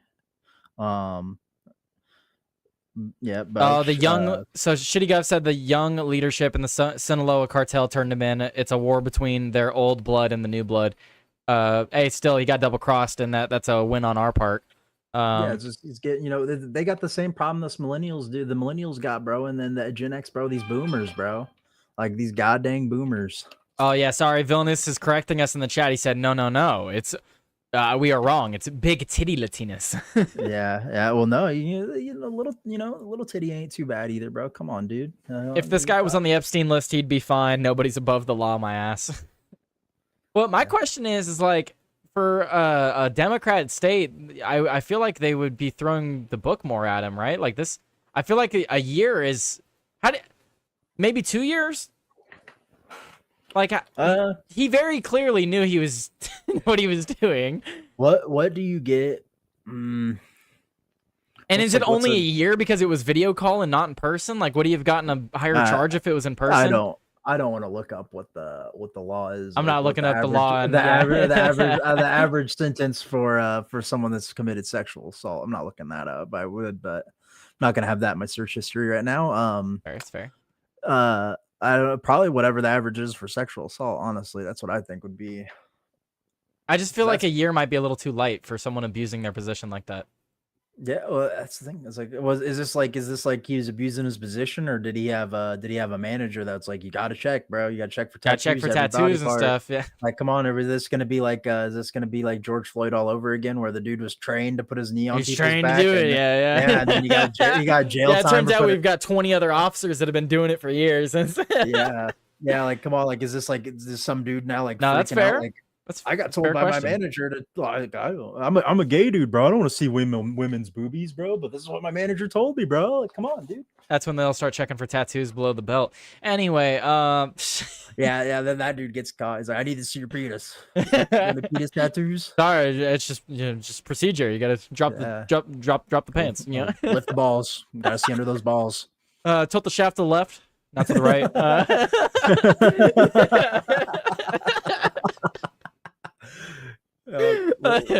Now, see, we won't ever hear about those stories though because men won't report it. Dude. Oh my god. No guy's ever going to talk about how he let a border patrol agent inspect his Yeah. shaft. You know. Oh my gosh. Anyway, let's Yo, jump to this. We have more stories. We have more stories. Sick as shit he go, bro. What do you say? He clipped it. That's funny, bro. That's a good clip. That's a good clip. Love it. That is a good one. Anywho, let's continue on here. I want to get your thoughts on this one here, Melted. So we reported on this tweet or Truth Social post. Donald Trump said Cracker Barrel should go back to the old logo, admit a mistake based on customer response, the ultimate poll, and manage the company better than ever before. They got $1 billion worth of free publicity if they play their cards right. Very tricky to do, but with a great opportunity. They have a major news conference today, or they should have a major news conference today. Make Cracker Barrel a winner again. Remember, in just a short period of time, I made the United States of America the hottest country anywhere in the world. 1 year ago, it was dead. Good luck. I mean, Trump has turned things around a little bit, but you know, let's not negate all the f ups that he's had recently. But job market's still trash. yeah, absolutely. I could go on about that. Anyway, but so update to that. Cracker Barrel has officially changed their logo back to their original after a call with White House. They thanked President Trump for weighing in, according to Aid. Cracker Barrel revealed that it scrapped its new logo after a phone call with the White House, and his executive thanked President Trump for weighing in on the controversy, according to a West Wing staffer. Taylor Budowich, Deputy White House Chief of Staff, said Tuesday that he received a call from the restaurant chain thanking the president for airing his opinions on the debate over its original logo, in which he advertised the chain to go back to its old one. Go I'm ahead. sorry, bro, but come on, dude. A call from the White House. How about I don't care if they do these minimalist looking designs. Can we actually get some good food in the freaking restaurants, bro? Not this red. Well, that's what a lot of 40 people talked about is like they still have all this crap in their food. They still have all these oils and stuff that you shouldn't be eating. So while I do appreciate having the classic logo, they need to fix their food. Yeah, come on, like. And also, while researching the story today, I love how up in arms Republicans are about wanting the original Cracker Barrel. Guys, you know that they've been funding Pride events for like 10 years. Well, yeah, but it's because it's a bunch of old crackers that eat at fucking Cracker But Barrel. it's Cracker bro. Barrel. It's great.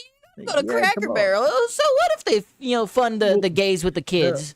The issue is who goes to Cracker Barrel, bro. It's not none of these young people, bro. That's where Cracker Barrel messed up. Cracker Barrel was smart. The issue is they're going with minimalist design, which is not smart at all. Yeah, Is- rebranding is they're- fine, but the minimalist slop crap, the reason they did that is because it's cheaper to do the redesign if they're going to do it across the country.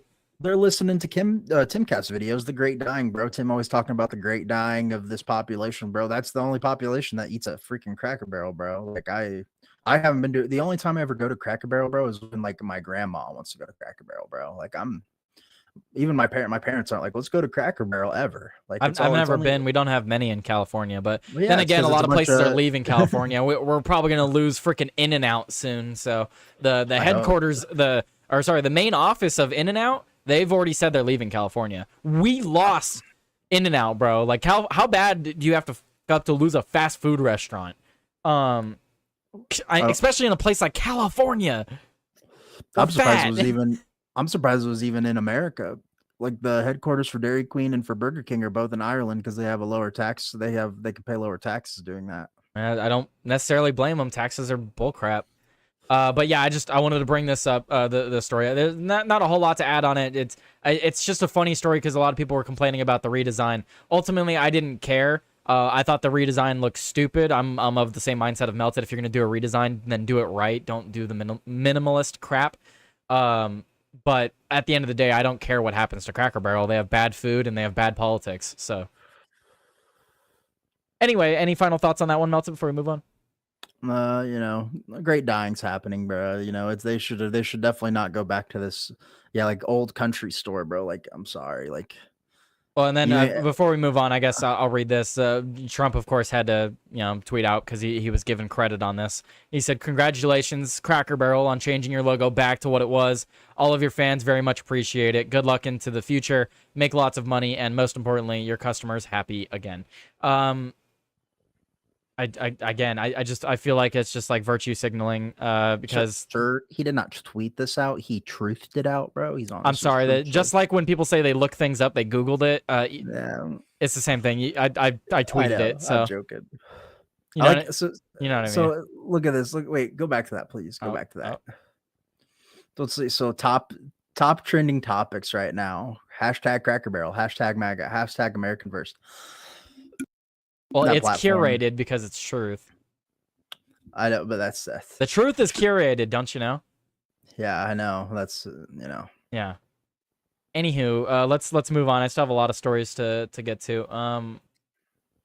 I still have 20 stories to get through, by the way, Melted. Let's run it up. Run it up? These. Uh, Speed run these. Speedrun. I don't know if we could speedrun because I actually wanted to get your thoughts on this since Joey didn't come on today. I did mention that I brought this story up specifically so that Joey and I could talk about it because I don't know what your thoughts on this are, but I've seen a lot of goddamn fascists saying that I can't go burning my flag, and it's pissed me off. You're completely so you are allowed to burn your flag still on your own property in a safe way. Yes. But I'm sorry, causing fires in public, that is not good. Do not do that. I think You're- it's fine. You're purposely lighting things on fire in a public area. That's If you not. like I said earlier, if you're doing it in there's always a safe and unsafe way to do things. If you're lighting a fire and it's near a bunch of flammable things, clearly, but if you're lighting these a people fire do. in the middle of a parking lot and there's nothing flammable near you and there's no wind, like why am I getting in? Let's look up like these flag burning videos, and what do? They light them in crowds of people.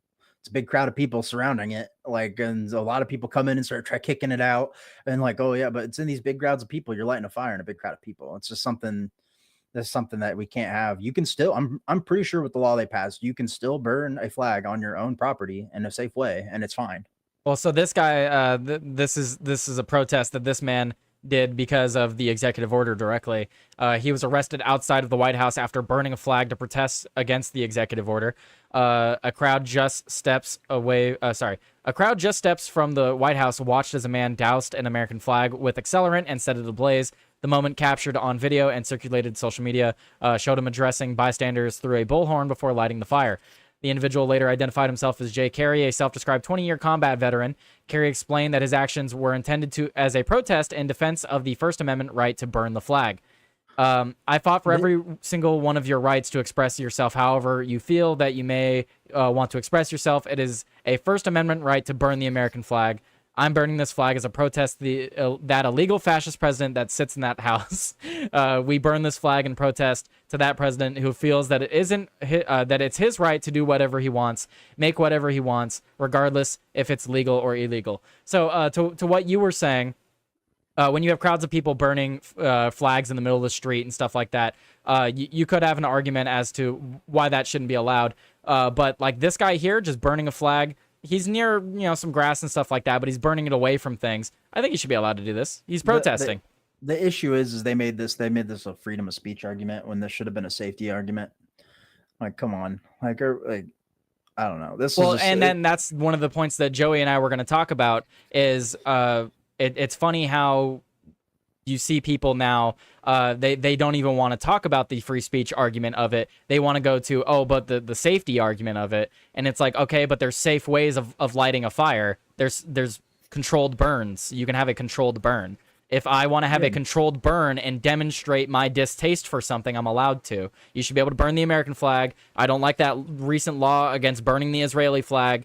Laws like this will allow Democrats to introduce laws against burning like gay flags and stuff because it'll incite violence and whatever else. I don't like the argument that burning the flag incites violence. I don't think you're inciting violence. I think you're trying to get a message across.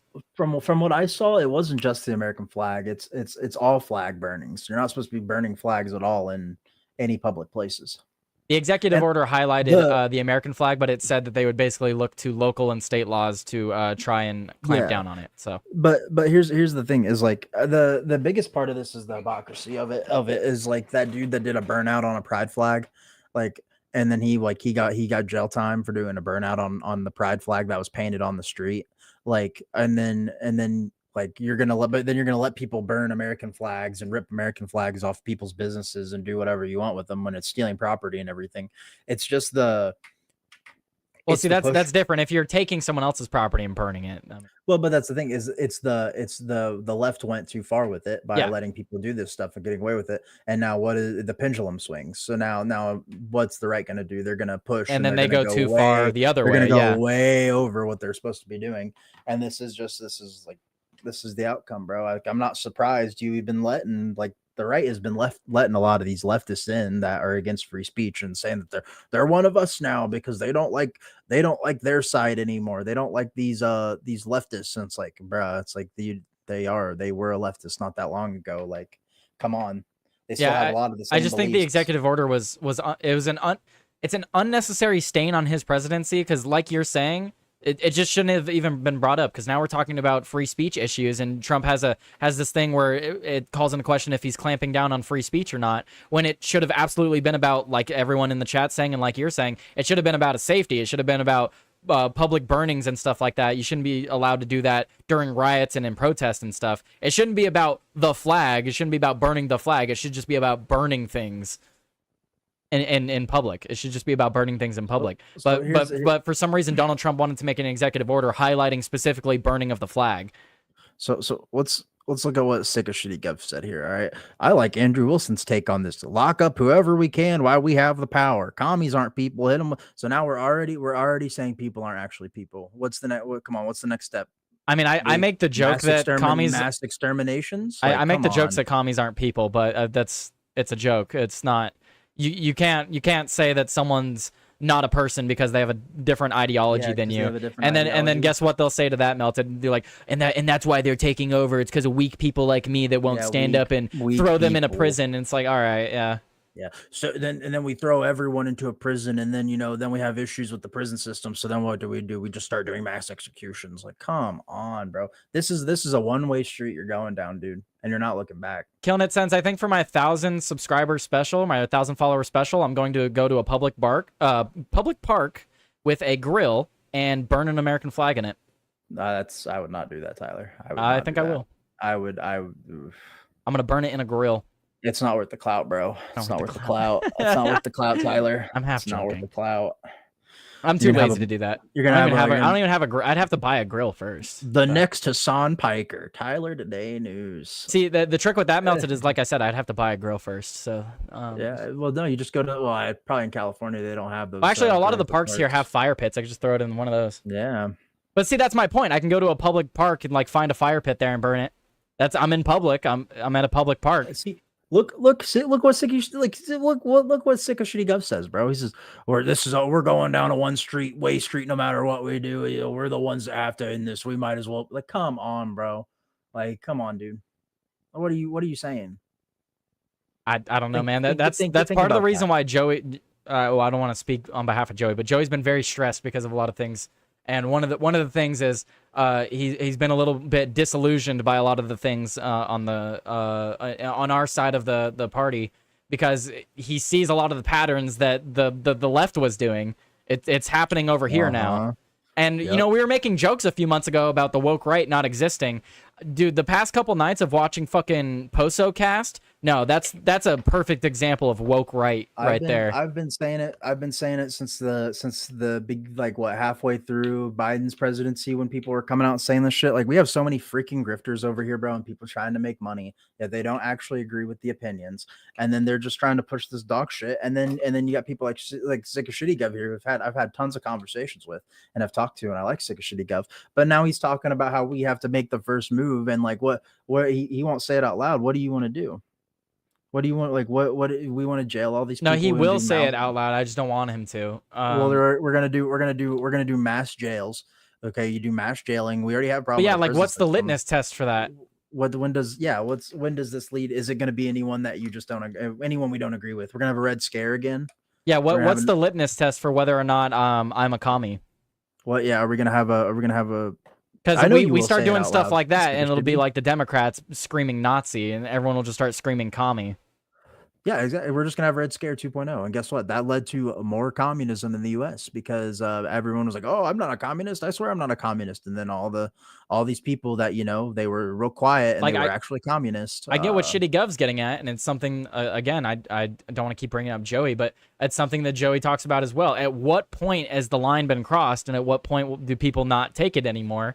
I don't know when we get to that point, and it does worry me that we're nearing it, because both parties are at a point now where they're just grabbing at power. And a lot of the issue I have with this executive order regarding the flag melted, it's not even necessarily that they're trying to jail people for burning of the flag. Whatever, make your arguments about why you shouldn't be allowed to do that in public. Seems like most people agree you should be able to do it on your private property. We'll agree to disagree otherwise. What I don't like is that we've seen a repeated pattern now in his presidency, just in the first 8 months now, that he rules by executive order. He forces laws to be pushed in front of courts by federal decree, and the Democrats are going to use that power when they get it next. Okay, let's see what sick of Shitty Gov just said here. He said mass jails is gay. Okay, so we're gonna kick out and revoke people's citizenships. You just earlier said in 3.5 years they're going to take back over again. So when they do take over again, are we going to let them have this power of letting them take away people's citizenships and kicking them out of the country when it's people that are in power that you don't agree with their worldviews? They're just going to be able to take your citizenship away and kick you out of the country? Do you want that to happen to you, Sick of Shitty Gov? Because that's what's going to happen. Look what Obama did. Obama passed all these crazy presidential, like, he made it to where they made it to where the president can do whatever he wants with executive orders. And then we started using that against them. And guess what? Now they're mad about it and they want to push back because guess what? They thought they would never lose again. We're going to lose, and you're pushing for something that you don't want to happen to you. Shitty Gov, you gotta message me if you're trying to, like, come up and debate. But you know how this works. I'm on YouTube. You can't make the actual threats. He wants to talk in Discord. I'll message you in Discord. Sick of Shitty Gov. Gotta go Discord me if you want to do a debate or something. I mean, you guys are welcome to have the debate, like, on the live. That's fine. That's up to him. But like I said, I don't want him to say things that could get either of us in trouble, if you know what I mean. But I mean, you're welcome to have the conversation. DM me on Discord or something. He's ruling the way Obama did, and we all complained about that ish like the plague. It's annoying to no end. Right? We'll complain about when Democrats do it, and then Republicans will do it, and we'll say do it harder. Yep. We'll praise them. We'll praise them for it. Like, Yeah, come well, on. and no, it's a circular thing, Melted. What happens, you see, is Democrats do it, we complain, we get the power, and one of two things will happen, right? Either we'll do it and justify it by saying that if we don't, they will, or we just won't do anything. Yeah, It's one of two options. It's one of two options. They either do it themselves and say it's okay when we do it, or they just don't do anything. Yeah, it's the pendulum. It's the pendulum swings, and that's the issue here. Is like I want there to be less government control, and yet now we're passing all these laws underneath Trump that gives the government more control of things. And like I understand there's a big crime issue in a lot of these major cities, but that's maybe something the cities need to figure out, and people that don't want to be around that need to move. Yeah, and then you weren't up here when I talked about that, but you can give your thoughts on it now if you want.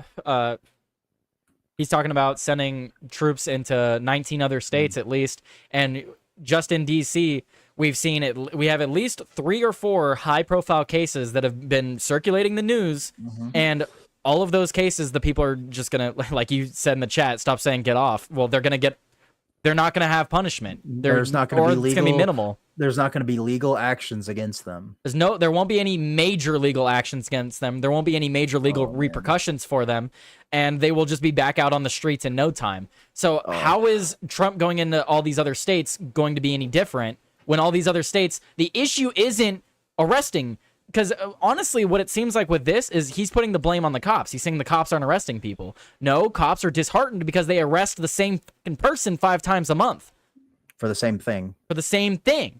And then the prosecutors and judges aren't doing anything. So what Trump needs to be doing is not sending in the National Guard to these places. He needs to start pressuring people however he can to start impeaching these judges and getting rid of these prosecutors.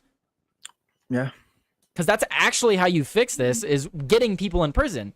Because like I said, the story with Big Balls, the story with, what was the other Subway story? sandwich. The Subway sandwich guy. There was a couple other ones too.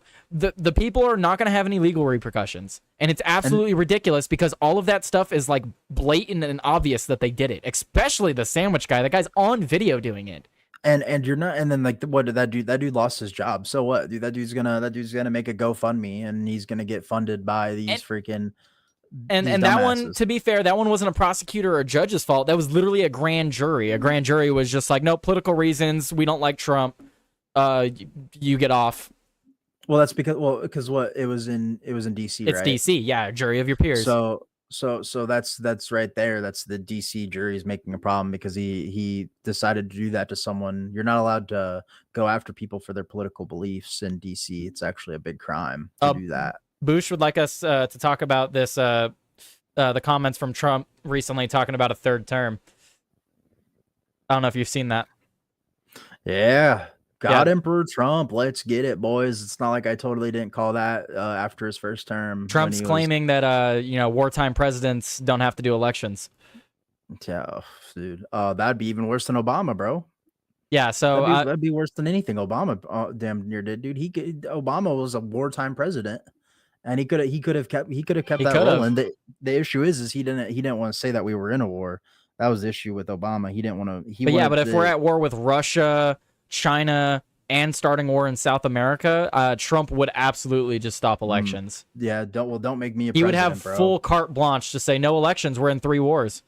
Yeah, and then guess what? And then when we run out of countries to go to war with, bro, that's when the aliens are gonna show up, and then we're gonna go after. No, it's- that's and in then- October. We got 2 months. We got 2 months. Yeah, 2 months. Yeah. But then well, oh my gosh. Well, no, this is after. So this will be Trump's 4th term after we've conquered every country in the earth. Yeah. And what And is it? then- 2032.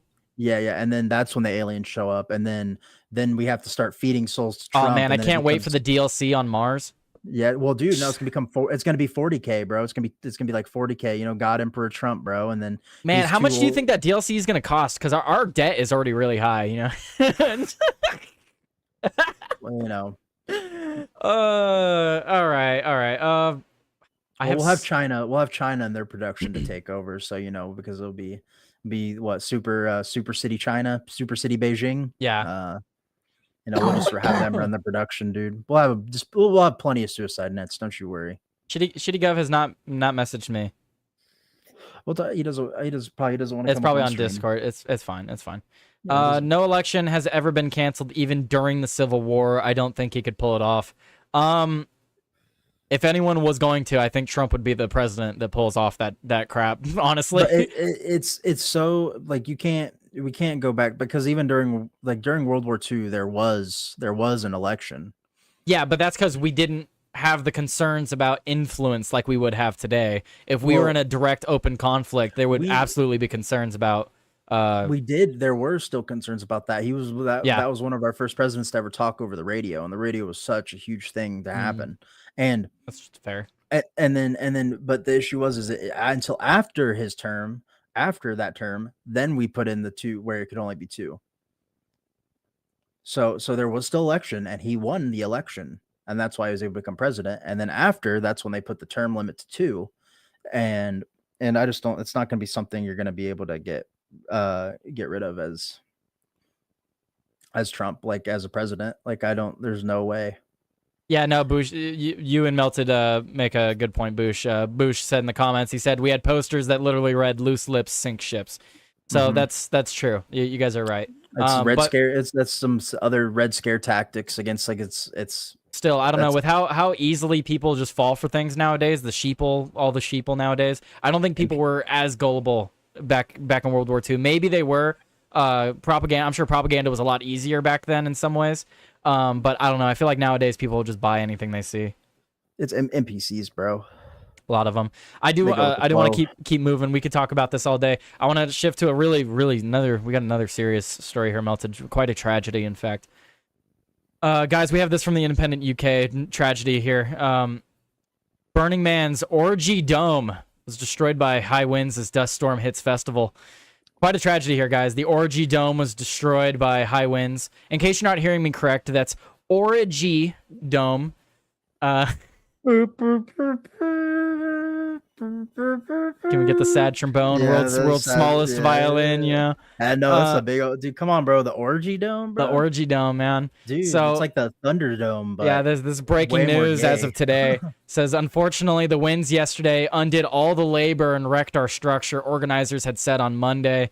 Burning Man's so-called Orgy Dome has been destroyed by high winds during a severe dust storm that tore through the Nevada festival site.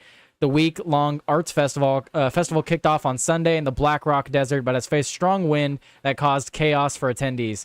The dome, a giant tent filled with mattresses and pillows, came down on the festival as festival goers battled with the storm. Quote, our build team worked so hard this past week to erect our lovely space. Unfortunately, the winds yesterday undid all that labor and wrecked our structure. He did that on purpose. He said he had to 100%. get that word erect in there. 100%. The issue is, dude, is they probably started having the orgies before the dome was fully put up, bro. Someone forgot to put in some extra tent stakes, bro. Right. They, And they're like, let's just start covering this up. We don't need Google Earth Yeah, getting come this.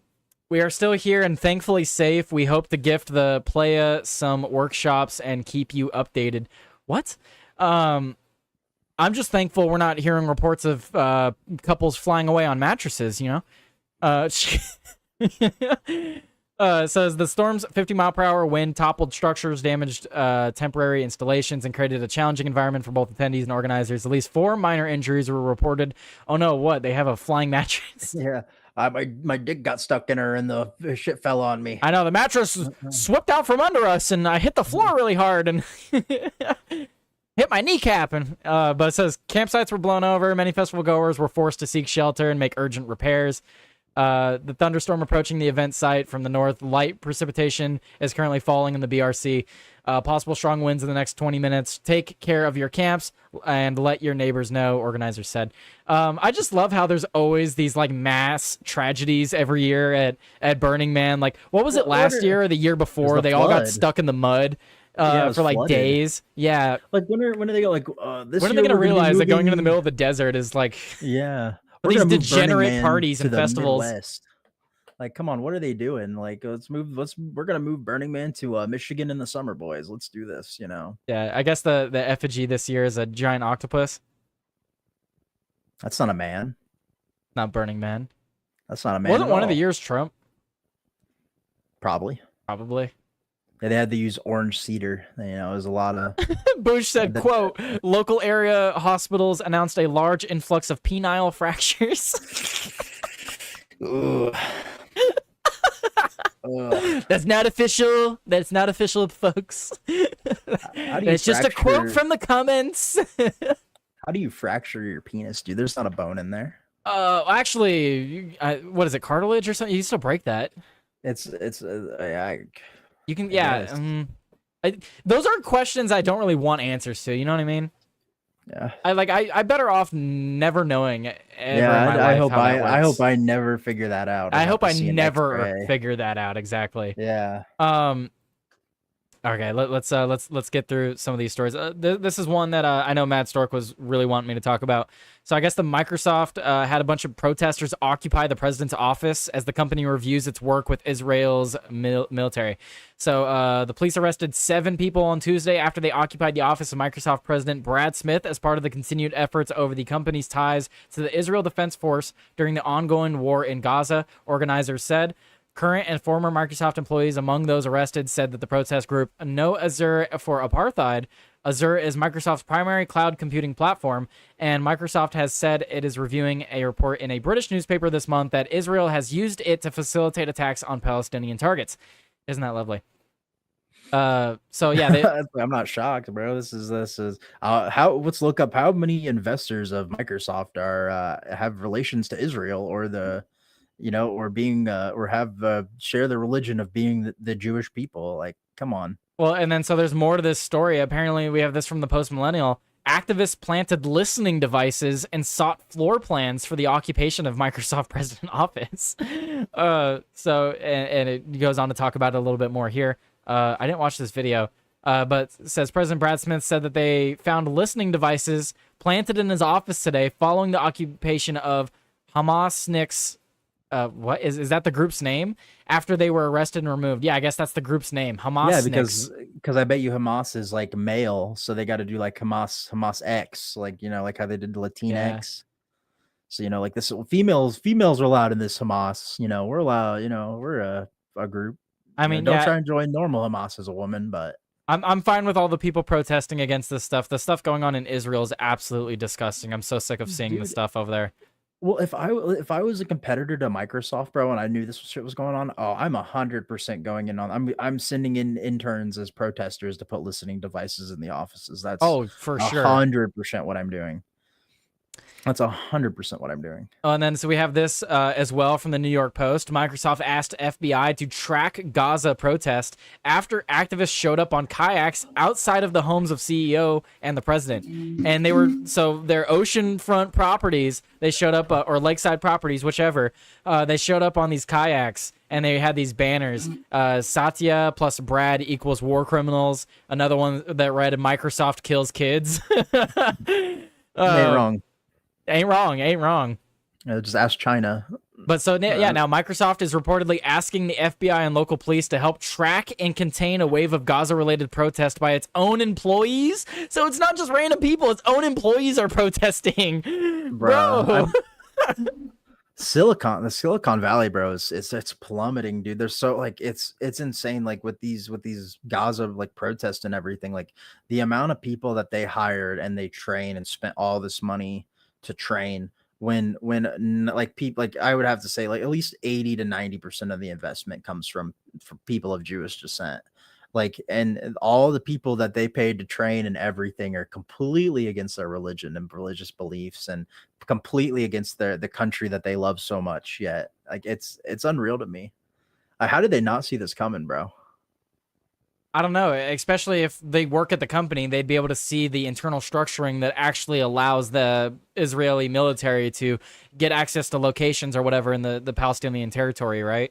So however they're using this, they're not very detailed in how exactly Microsoft is aiding them, but I wouldn't doubt that it's like geolocation and stuff like that. Well, it's come on, there probably ain't that many computers in Palestine, and I bet you if there's any computers, I bet it's got Microsoft on it. Yeah. Yeah, well, it's gonna have Microsoft on it, and it's 100% gonna be the higher ups of Hamas in Palestine that are gonna have these. So yeah, and then just to add it onto it more, we have this from The Guardian. Microsoft workers occupy HQ and protest against companies' ties to the Israeli military. So it's their own employees and other people that are protesting as well. But it's not just them protesting at the office. They're also protesting outside of his property and stuff like that. And that would also explain how they're able to get into his office, though, Melted, because they're actual employees. Mm-hmm. Well, dude, this is like the start of Iron Man, bro. Like it's all of a sudden it's gonna be the president of Microsoft's gonna go over there, and then a bomb's gonna land next to him, and it's gonna have like the Microsoft logo on it, and he's gonna be in a cave. It's like I had to build this suit from GPUs and Microsoft components. It's gonna be Iron Man, bro. It's Iron Man movie, right? Let's see. I've got a few other stories. How do you feel before we move on though? Where are you at on this Israel Gaza stuff, man? Because I say every time I bring it up, both sides are fucking terrorists. I don't care what's going on over there, but Israel is going far and above while trying to pretend to be the saviors. Israel's committing a genocide, and Hamas is a bunch of terrorist groups. and I feel bad for the people that don't want to be involved at all. That are in between, in Yeah. between the terrorist group, in between one and another terrorist group. So Yeah, exactly. Well, you're between. I want to call Israel a terrorist group. I would say they're just because they don't. I guess yeah, they do. I was gonna they say, do. what's the definition of a terrorist group though, Melted? Because It's running on fear, but like, is it? it's committing violence in terms of political gain, right? Well, it's also you also have to. It has to be like ran by fear. Like you have to be. Oh, there's certainly fear campaigns over there when you're dropping Yeah. dropping warning shots on people's apartment buildings Yeah. before you level the building. Well, also terrorist groups they will claim like oh they'll claim what they've done. Like Israel ain't gonna claim that they bombed a hospital and killed a bunch of kids, dude. Well, Like, actually, come on. there was so I don't know if you saw this, but I reported on it Monday and I went off on it. We have the reports from the civilian casualties from Israel's military. Do you know the percentage on the breakup of that? What percentage of civilian to Hamas do you think? It's probably like 10 to 80, it's probably like 8 to 10 like civilians killed. Yep, Like- you got it right. It's 83% is civilians have been killed. 83% of the death, according to the Israeli military's numbers. 83% of them have been civilians. The biggest issue here is how Israelis like trying to fight it is like they're just trying to bomb everybody, that's what they want to do. They just want to kill all of everyone in Palestine, I believe. I don't young, the old, they don't Look, care. they want wanna the get rid of them. territory, and they've been open about that. But the way they're going about it, it's horrific. They 100% just want to eradicate the population of Palestine and take it over. But there would be way less of an issue is if they were like, okay, we're sending troops in, like we're gonna send troops in, and we're gonna separate. They've been preparing the people civilians. for that for weeks. Actually, they've been. There's only like a couple areas left that they haven't taken full control. Not a lot of places report on it. I try to keep up on it, but they've actually already conquered most of Gaza. There's only a few holdouts left, and they've already surrounded them, and they're planning on taking them within the next like week or two. So, There's a movie that has Brad Pitt in it where he plays it's a newer movie, and he talks about he talks about in the movie that because he's a general, and he talks about how in like these insurgency wards, like you take he talks about you take two terrorists and you kill one terrorist. How many terrorists do you have left? And all the soldiers are like, one terrorist, sir. And he's like, no. He's like, he's like, that dude has a brother. That dude has an uncle. That dude has a father. You just made three more terrorists. Now you have 4 terrorists. Like, that's the issue is like a lot of these people, I bet, are like, these civilians are like, I don't want to be involved with Hamas. and then a family member gets killed. I'm just trying to live my life. And then all of a sudden, they go to work and they come home and their apartment building's caught on fire and it's blown to smithereens. And guess what? You just made another soldier. And you probably took. I talk out about zero. that exact same thing. How are you stopping the next generation of terrorists when? Because in your pursuit of destroying the current generation, you're creating the next generation. Mm-hmm. Well, I like what Bush says here. Israel's looking to take over all of the Middle East. If given the chance, they would take over Iran, Iraq, and Egypt. Yeah, it's because this is exactly like the. It's not exactly like I want to say that, but you can make comparisons to this to the shit that happened with Rampage's son, where like he was told like, oh, you can get your receipt. This is supposed to be the receipt for the 6-Day War. This is a war they won. This is the receipt that they want. They want to take over. Like, you guys tried to take over us during the 6-Day War. We're going to take over all of you now. Basically, yeah. This is the receipt. They want to punch their ticket and they want it all back. All right. I completely agree. We have a few more stories. I don't know how long you want to stay on. Keep it going, bro. I was just gonna keep it going because Joey's not here today. I got more stories we got to talk about. I want to talk about this story because this one's freaking crazy, man. From the Post Millennial. Let me actually get it up on your screen. I want to make sure you can see this one. Okay. And I'm not being sarcastic this time. This is actually a crazy story.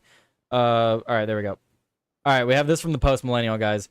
So, a pregnant teen was shot in the head during a Louisiana road rage incident.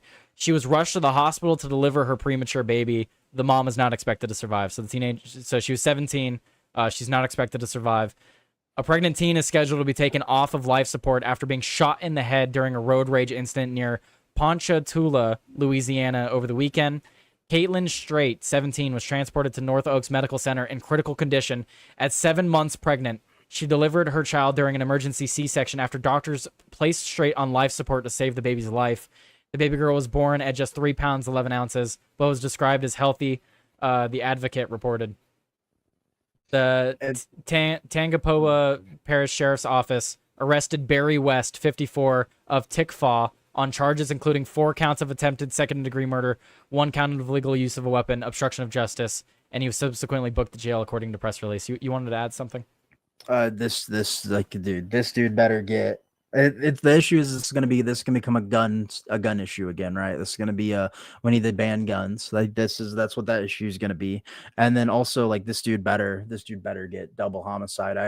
I hope the baby survives and I hope the mother survives, but no matter what, Shot to the head. I mean, this dude better get double homicide. People, I don't know what he shot her with, but maybe it'll say let's read on. I haven't read the whole story yet. I wanted to read it. I was just when I'm pulling up stories, usually I'll look at the title and then I'll go into it more on the show. So I haven't read it too much.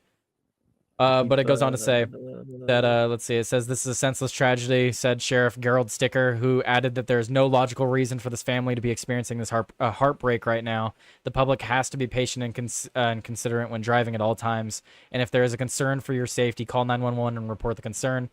Let's see. Oh, I think I passed by here.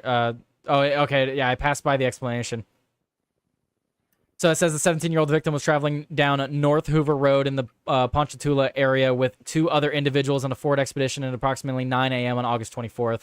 They encountered West, who was traveling in the same direction in a silver Dodge vehicle. The investigation has determined that West fired 1 round into the Expedition traveling in front of him, where the victim was seated in the front passenger seat after the 2 vehicles were tailgating and brake checking each other. Upon realizing that the victim had been shot in the head, the driver immediately contacted 911 and transported the victim to the hospital. As a result of the investigation, officer said it was determined that while West believed the occupants of the vehicle in front of him had shot at him first, evidence has confirmed that there were no other shots fired in the incident. Additionally, there was no weapon in the vehicle the victim was traveling in. And then that goes on to the quote that I was saying. Screw this guy. I hope he rots in hell, rots in a cell for the rest of his life. And the only reason he's saying that they shot first is because he shot and killed someone. Yep. Yeah, this is a terrible story. Charges will be upgraded if or when the victim's condition worsens. So. Can you scroll back up to the dude's face? I want to get a good look at it. No remorse on that fool's face either. I mean, no. And like you can't, and like he looks annoyed that he has to take the picture. This side, like the worst part about all of this, all of this is well, actually no, the worst part is about the child and possibly not having a mother. And yeah, this is, and like even if the child survives, this is a preemie baby, very low chance of survival. Well, early by 2 months. We have it's a 3 pound baby, dude. Like this is. Well, according to reports, thankfully the reports say that it was healthy. So we do have good technology now for Preemies. Children that are preemie, but you're not wrong. There could still be complications down the road. We're not out of the woods yet. And but I mean, this. Well, you like what? So what's people complain about racist America, right? But then you look at this man, and what is a lot of these racists going to say? They're going to say usual suspect, just because of the man's skin color. So this is going to be another issue that's brought up in this crazy race war that's going on right now.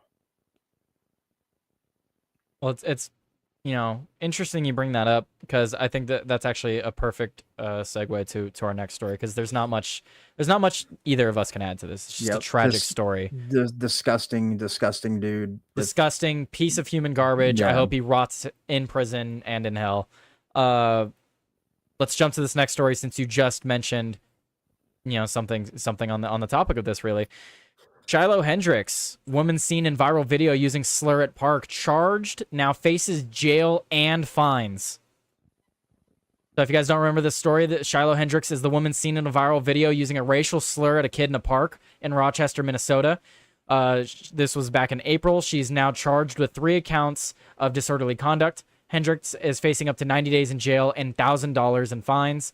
Earlier this year, Shiloh Hendricks, a Rochester, Minnesota mother, raised over $750,000 through a GiveSend Go fundraiser to protect her family after a vicious online witch hunt. The now deleted viral video shows Hendricks being confronted by a man who accused her of using the N-word in reference to a 5-year-old child who she says stole a diaper bag from her 18-month-old son. As the Gateway Pundit previously reported, the man recording the video, who is now accused by Hendricks of stalking and doxing her, demands to know why she used the N-word in her confrontation. We don't need to play the video. But what are your thoughts on this, Melted? Because I'm of the opinion that there should be no legal repercussions for using any form of slur towards anyone. I think I'm gonna shock you here, Tyler. I think you should be arrested and fined. I should be too, because I called Timcast viewers stupid. So I Insults, think hate speech. every hurtful thing anyone ever says now should be 90 days in jail and $1,000 fine, bro. And we're all gonna sit here silently. No one's talking to each other. We're gonna become a silent world. That's what's gonna happen. So the Rochester City Attorney's Office moves to leverage 3 counts of disorderly conduct against Shiloh Hendricks. Dude, I absolutely hate disorderly conduct. Is that BS charge that cops will pull up on you? That way, when you start resisting, they can charge you with resisting arrest. Well, that's what did you remember when we were talking about Lil Nas X? What did he get arrested for? Disorderly conduct. Disorderly. Well, actually, no. Lil Nas got arrested for assault on an officer. Oh yeah. But what were they gonna come and get him for? They were going to get him for disorderly. They're gonna get him for disorderly conduct. But that's the blanket term though that they use for, like, that's basically miscellaneous crime. When you hear disorderly conduct, that's literally, it falls under miscellaneous conduct. Mm-hmm. They were doing something that we don't like. Basically, that's what disorderly conduct is. It's something the public wouldn't like. Or something that the police think the public wouldn't like, or the police just didn't like. That's literally what disorderly conduct is. So absolute BS thing, and this just sets the precedent for that area. If people are saying things they don't like, Melted, just charge them with disorderly conduct. It's not against free speech. You're causing a disturbance of the peace. Disorderly conduct in public. Yeah, dude. You're being belligerent with your words. It's not what you're saying, it's how you're saying it. It's ridiculous. They need to get rid of this prosecutor. They need to get rid of this judge. 90 days in jail, $1,000 fine. Legal complaint is still subject to review and approval by a district court judge, but it concludes that Shiloh wrongfully and unlawfully engaged in offensive, obscene, abusive, boisterous, or noisy conduct, or in an offensive, obscene, or abusive language that would reasonably tend to arouse alarm, anger, or resentment in others. That sounds like the shit that fucking Republicans are saying right now when, oh my God, they're burning my flag. Yeah. Yep. It's just I just can't wait for all this to be over. Like I would love to. I would hate to, because I hate time. Like I feel like there's not enough time in the day right now. Like I just wish I could blink and be like 40 and like all this is over with and just see how the world is then. Like I want to see how this all come. Like how does this all come to a head? Like is it a massive race war in the U.S. and then it all gets stamped down and then we're back to being good old America, or like how is this all going to turn out? What does this lead to? Well, I got another perfect segue for you, Melted, because you know what it leads to. It leads to America first, American nationalism. Tell you what, gotta double our efforts in taking Greenland. We have this from the Independent. The latest: Trump connections accused of covert influence operations in Greenland. We just got to double our efforts, Melted. Denmark's foreign minister has summoned the top U.S. diplomat after the main national broadcaster reported Wednesday that at least 3 people connected to Trump have been carrying out covert influence operations in Greenland. What does this mean? Go ahead. So there are 56 or almost 57,000 people living in Greenland. How much? Oh man, how much would we be willing to give each person for their land in Greenland? Like what's the land worth in Greenland? Like what's the property? Yeah, can we just value buy in Greenland? Yeah, like what are we talking? Like, come on, Trump! Like start offering these people money. Like you go to the poorest people and you're like, we've made that joke, dude. Literally, like you said, the population of Greenland is Let's exaggerate the number. Let's say it's a high of 70,000. So you're telling me we can give them 70 billion and buy every single person out? Like, we can literally buy out every Greenlander for 70 billion? Dude, I'm just saying. You're saying 70 billion. Do you want to know what their GDP is? Oh, I know it's not much. Joey and I went in on it one of these days because it was Yeah. quite funny. I would be willing to double. I would pay double their GDP for that country, bro. Like, come on, it's amazing. Yeah, just do tourist double or triple their destination. GDP and then just be like, all right, give it to us. Yeah, for real. Like, even like you said, you know how much more of their GDP you offered them for that 70 billion. It's over 10 times the amount of their GDP. So their GDP is $3 billion. Well, so what's the population of Greenland? Let's see. It's 57,000 if you round it up. 56,000. You gotta round it up though. You gotta round it up. You can't. We don't want to Yeah, underestimate. yeah, here. 56,000. Well, no, because I'm wondering how Chris is getting his. Chris, that's not mathing. I don't think you understand the population of Greenland. He said that if we gave everyone in Greenland $1 million, it would be 55 billion. Yeah, no, that's That's not mathing. Come on, Noski. Come on, math. That ain't math then.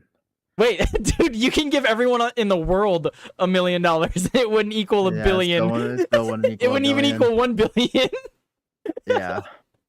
I think he's just trying to mess with me. I think he's just trying to throw us off. I think a lot of people can't do math. And I was gonna Noski, say come that. on. Yeah, I know he's just your messing with career us. has to do with math, man. It has to. Anyway, I was gonna say I know math. That those numbers weren't numbering to me. But a billion is a lot, bro. A billion is a million 100 times, or no, not 100 times. It's 1,000 times. Yeah. But okay, anyway. So it says a whistleblower says that the social security data of more than 300 million Americans was put at risk after the Department of Government Efficiency workers uploaded sensitive information to a cloud. How is this relative to Greenland? I thought we were talking about Greenland. How did we jump to social security? Okay, Because, wait. Oh, it's talking about it's- other. This is talking about other stories. Why would you start an article like that? Screw you, Independent. because they're like, oh, let's bring up Trump in Greenland, and then we'll talk about another story, so it gets clicks. That's not how that. That's not the math on that, Chris. That's not how that maths. Anyway, I'm not even gonna share that one. So the latest, a Danish security service strengthens presence in Greenland. The Danish security and intelligence services responded to a request for comment by saying it believes that particularly in the current situation, Greenland is a target for influence campaigns of various kinds that could aim to create divisions in the relationship between Denmark and Greenland. Now, if you don't know, Denmark owns Greenland, which is absolutely hilarious when you compare the size of the two countries. But it said it assesses that it could be done by exploiting existing or fabricated disagreements, for example, in connection with well-known individual cases or promoting or amplifying certain viewpoints in Greenland regarding the kingdom, the United States, or other countries with particular interest in Greenland. Goes on to say here that the service, known by its Danish acronym PET or PET, said that in recent years it has continuously strengthened its efforts and presence in Greenland in cooperation with authorities there, and it will continue to do so. The Danish foreign minister has issued a statement, unacceptable. We are aware that foreign actors continue to show an interest in Greenland and its position in the Kingdom of Denmark. The Kingdom of Denmark, huh? You guys are still a kingdom. Interesting. Danish Foreign Minister Lars Løkke Rasmussen said in a statement emailed Wednesday by his ministry, "It is therefore not surprising if we experience outside attempts to influence the future of the kingdom in this time ahead." I have the solution here, Melted. We don't need to target Greenland. We just need to target Denmark. We take Denmark and we own Greenland. Huh? Dude, I've been saying it for years. Just take over the whole country. Yes, he's right. That 1 million times 5 times, yes, that is right. But the issue is that's counting children. Are we going to pay children $1 million? And we could get the GDP is 3 billion. That's 3 billion USD. We do not have to pay $55 billion for fucking Greenland. That's you guys aren't thinking here. Why that'd be a terrible idea, Noski, to spend $55 billion on a country that's GDP is only worth 3 billion. I'd be willing to give them 10 billion. That'd be my max. 10 million? No, 10 billion. Oh, it's just 10 billion cap? Yeah, like come on, like we're not. Okay, wait. Here, let's do the math on it. See, how much would it be for? What's the math on this? How much would it be for 60,000? Let's just round it up. 60,000 people if they were to get what did we say? $10 million? I'm just gonna look up what the average housing prices are. What's the average property amount for Greenland? So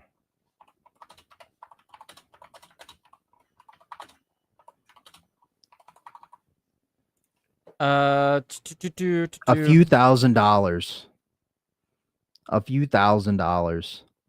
Older houses in or those in disrepair, not disrepair. What's a good house in Greenland worth?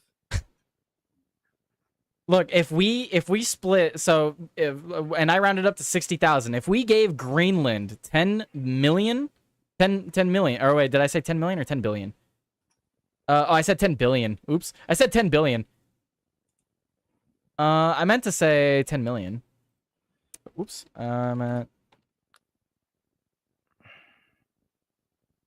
Okay, so if we gave them 10 million, oops. A 10,000 square foot house with the property is worth 175K. Okay, You so think I'm gonna give people? but Melted, if we only gave them 10 million, they'd only get $166.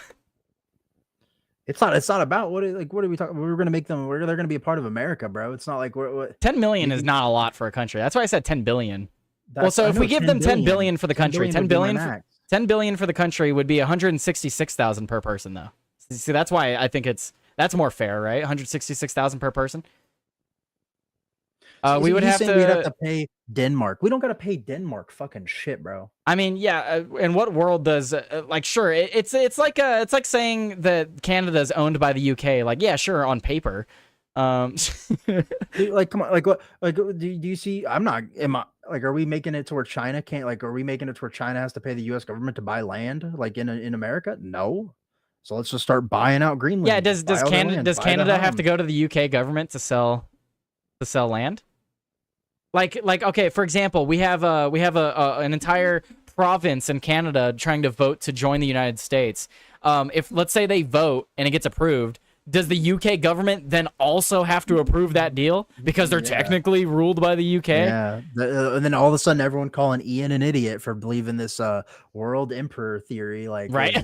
Yeah, like, oh, Ian's so dumb. He thinks that Canada is that the king of England is the king of Canada. Yet when you say shit like that, like people are gonna be like, well, we have to pay the UK because the UK they own Canada. Like, get out of here. Like, come on.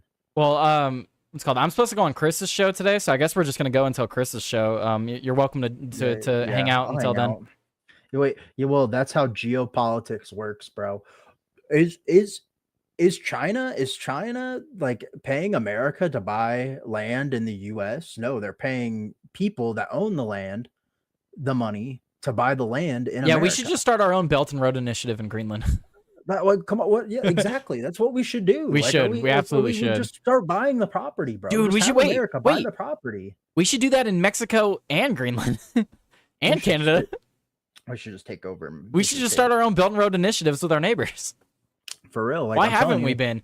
See, this is where we've been going wrong. With USAID shouldn't have been paying for other people's crap. We should have been buying other people's stuff and then forcing them to give it to us. You know? Yeah, that's the thing is, like, I think the people that don't understand that land is like the ultimate actual value of, like, land resources are the major value of things, and we have sold, like, the U.S. one of the most non-renewable things on the planet is land. Yeah, it is. That's one of the only non-renewable things in the U.S. like, or in the whole entire world, is the land that we have. Yet we have sold tons of it to China.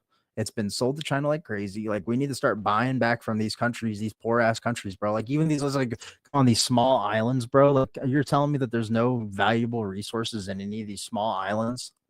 Like, come on. Right. Well, it's not even that either. You start doing what China's doing and literally building islands.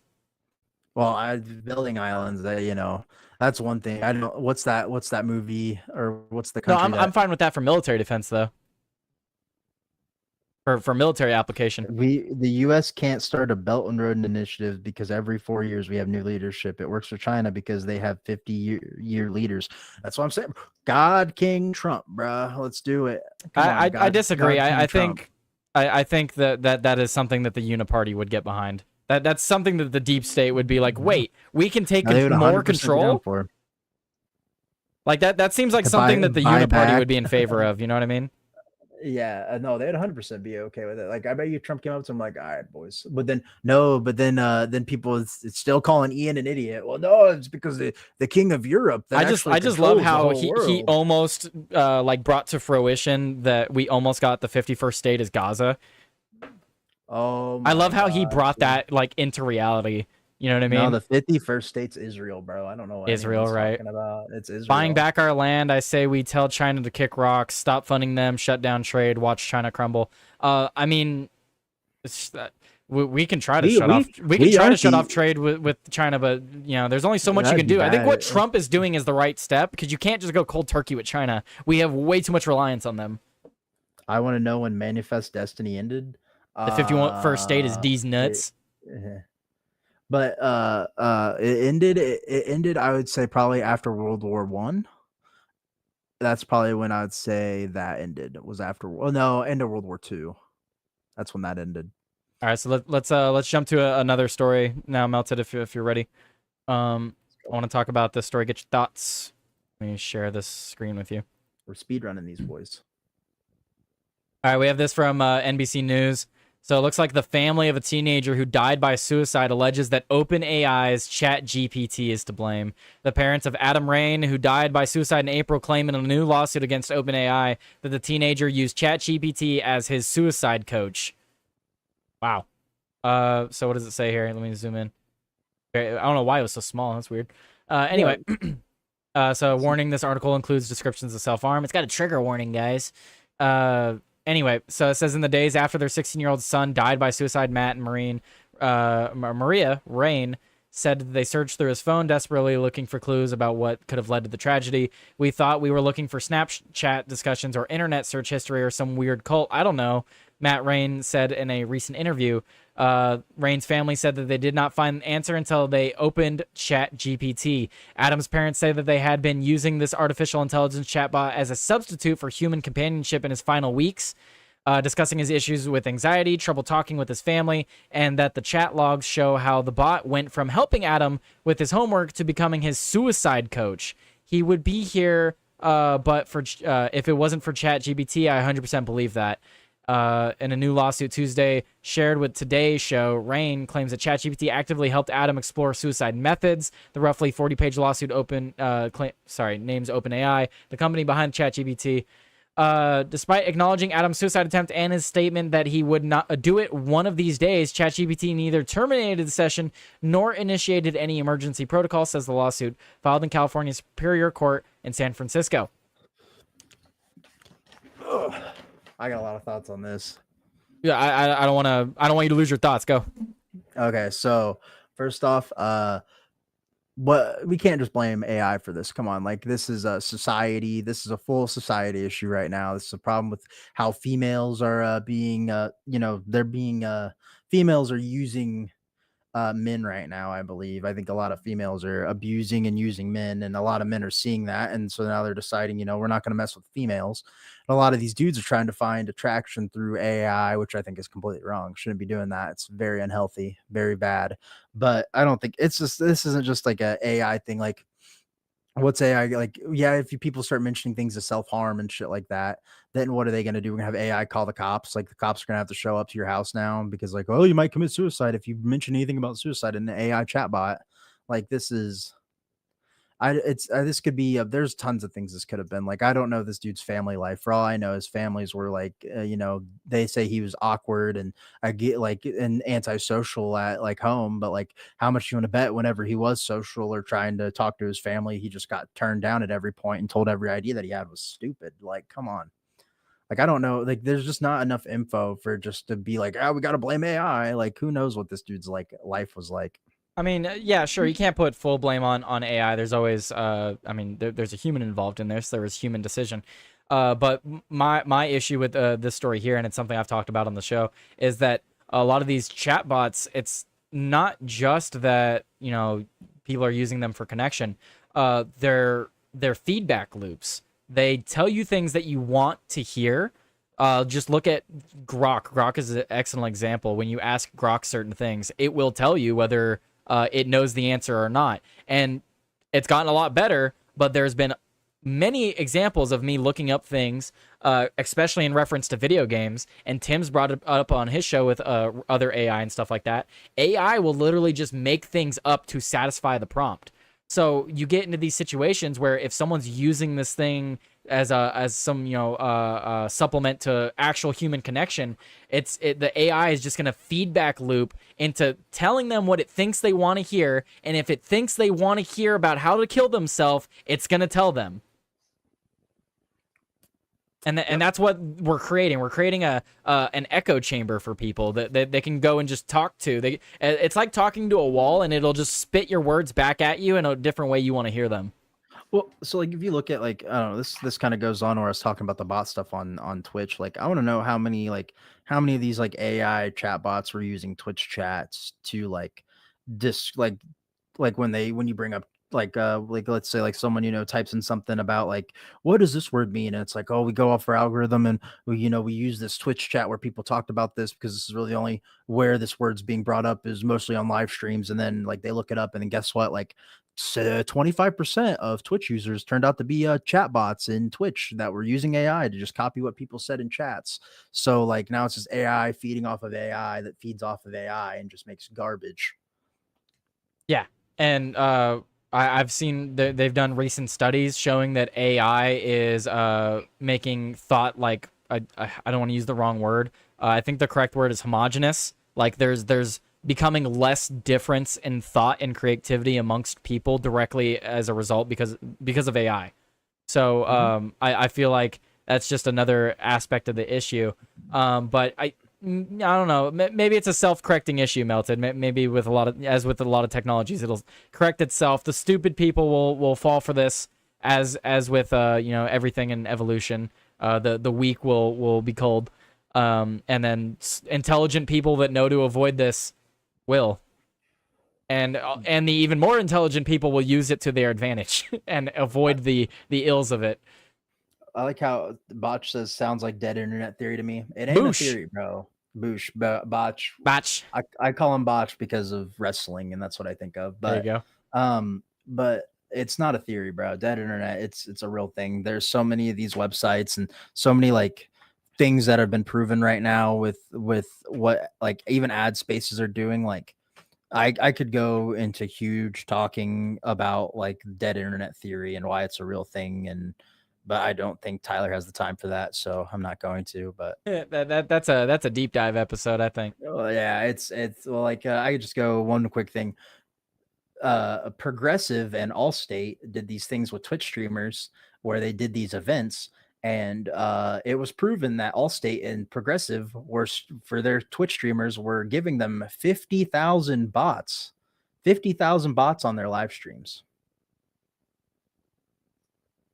Like 50,000 view bots. Well, I per guarantee you stream. all those streams with like political figures and stuff, you think you got like 300,000 people watching a politician stream a game? Oh yeah, for real. Well, Asmongold, it was shown that he had 20K view bots. Well, the thing with view bots is it's hard to prove. Like, Who did it? Asmongold? Yeah, who did it? Like, is it like was this something that was building like people like even like Tectone, which is someone that I've been watching a lot recently, but like the other day, like it was he was getting view botted for like it was like something like 6,000 like extra viewers onto his like average like 4,000 to 6,000 that he gets.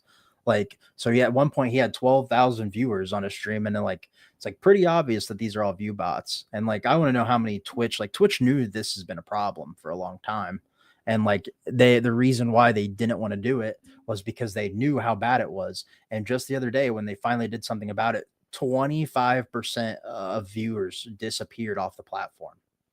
Like, do you know how bad that looks to advertisers? Like that looks terrible.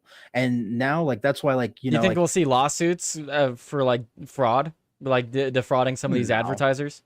No, because it's like how we're gonna you're gonna sue. Well, maybe from the advertisers, if you can prove that they knew that it was a problem, then yeah, you might be able to see that there are some lawsuits coming Yeah, in. they're But like, inflating numbers. but the issue is like this kid, like like the ads that you do, Tyler, like there's 25 people in here watching, and you'll get, like, if you do an ad, you'll get like what, maybe like a buck, $2, if it's a good I mean, one. I haven't done any ads today because there's been so much news to go through. Some of them have been good though. Like I mentioned that they have the NFL one recently, and that one's actually a couple bucks. Yeah. So that's probably like a guaranteed thing they do for each read. But like, if like it drives up advertisement. So like let's say like Progressive does, like, or Yeah, one of like these right now, companies. NFL tune in preseason, and it's promoting the West One app. If I do it now, it's $2. $2. So that's $2 for 25 people. Yeah. So these big companies are they're like, oh, we're gonna advertise, this big streamer. He's getting 50K views each stream, bro. It's this huge streamer, dude. We're gonna do an ad, and then you do the ad, and then the small amount of people that will actually give money to the ad and not just like tone it out like I do. If I get an advertisement, like, I just tune it out. I don't even care. The uh the fact that, like, it's gonna be like, okay, so this big advertiser is like, I'm gonna give this ad to this big 50K YouTuber, and it turns out 30K of them are bots. Like they're gonna be like, well, no one decided to buy this product because we expected it to be an average of 1 in 5 people check out the product or decide to buy the product, and it was like a 1 in 10 that actually bought the product for the advertisement. So like, what? So like, it just makes it to where, like, now your views for your ads, Tyler, are going to go down because these ad revenues. Oh my gosh, I can't talk. It makes me so mad just talking No, about this. I know what you mean. Yeah, it messes up the whole market. Yeah. And Comfort ahead, Hades Tyler. tells me to run the ad. No, Run no, that, no Tyler. ad today, guys. It's fine. We have a ton of stories. Run that, Tyler. Get the money. Get the Make money. the money. No, you guys send in Rumble rants. That's how this works.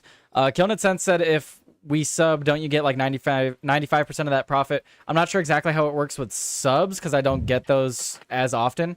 But I know with Rumble rants, I get like 70%, and they take like a 30% cut. Here, wait. I never took any of my here. Let's go to my account. Let's see. I didn't get any subs, but I did read ads. I think I read a couple ads. Fox says do the ad. Why do you guys want me to do that? You guys want me to do that ad?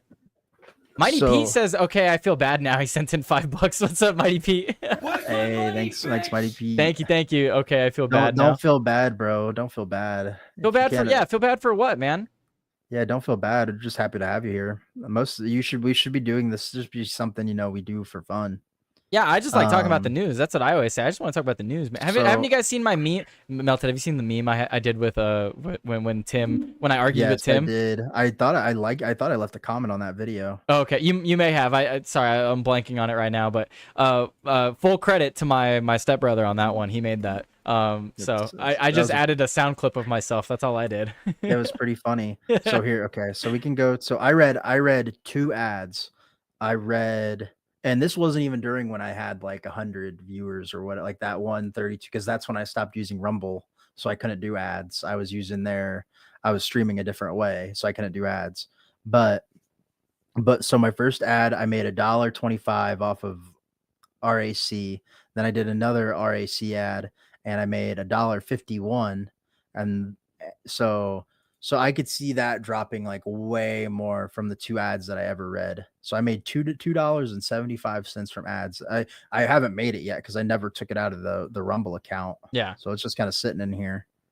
Don't plan on doing nothing with it really. It's $2. It probably cost me more to transfer it to my bank account than it would for the. Well, no, the transfer money. is free. The cash out is 50 though.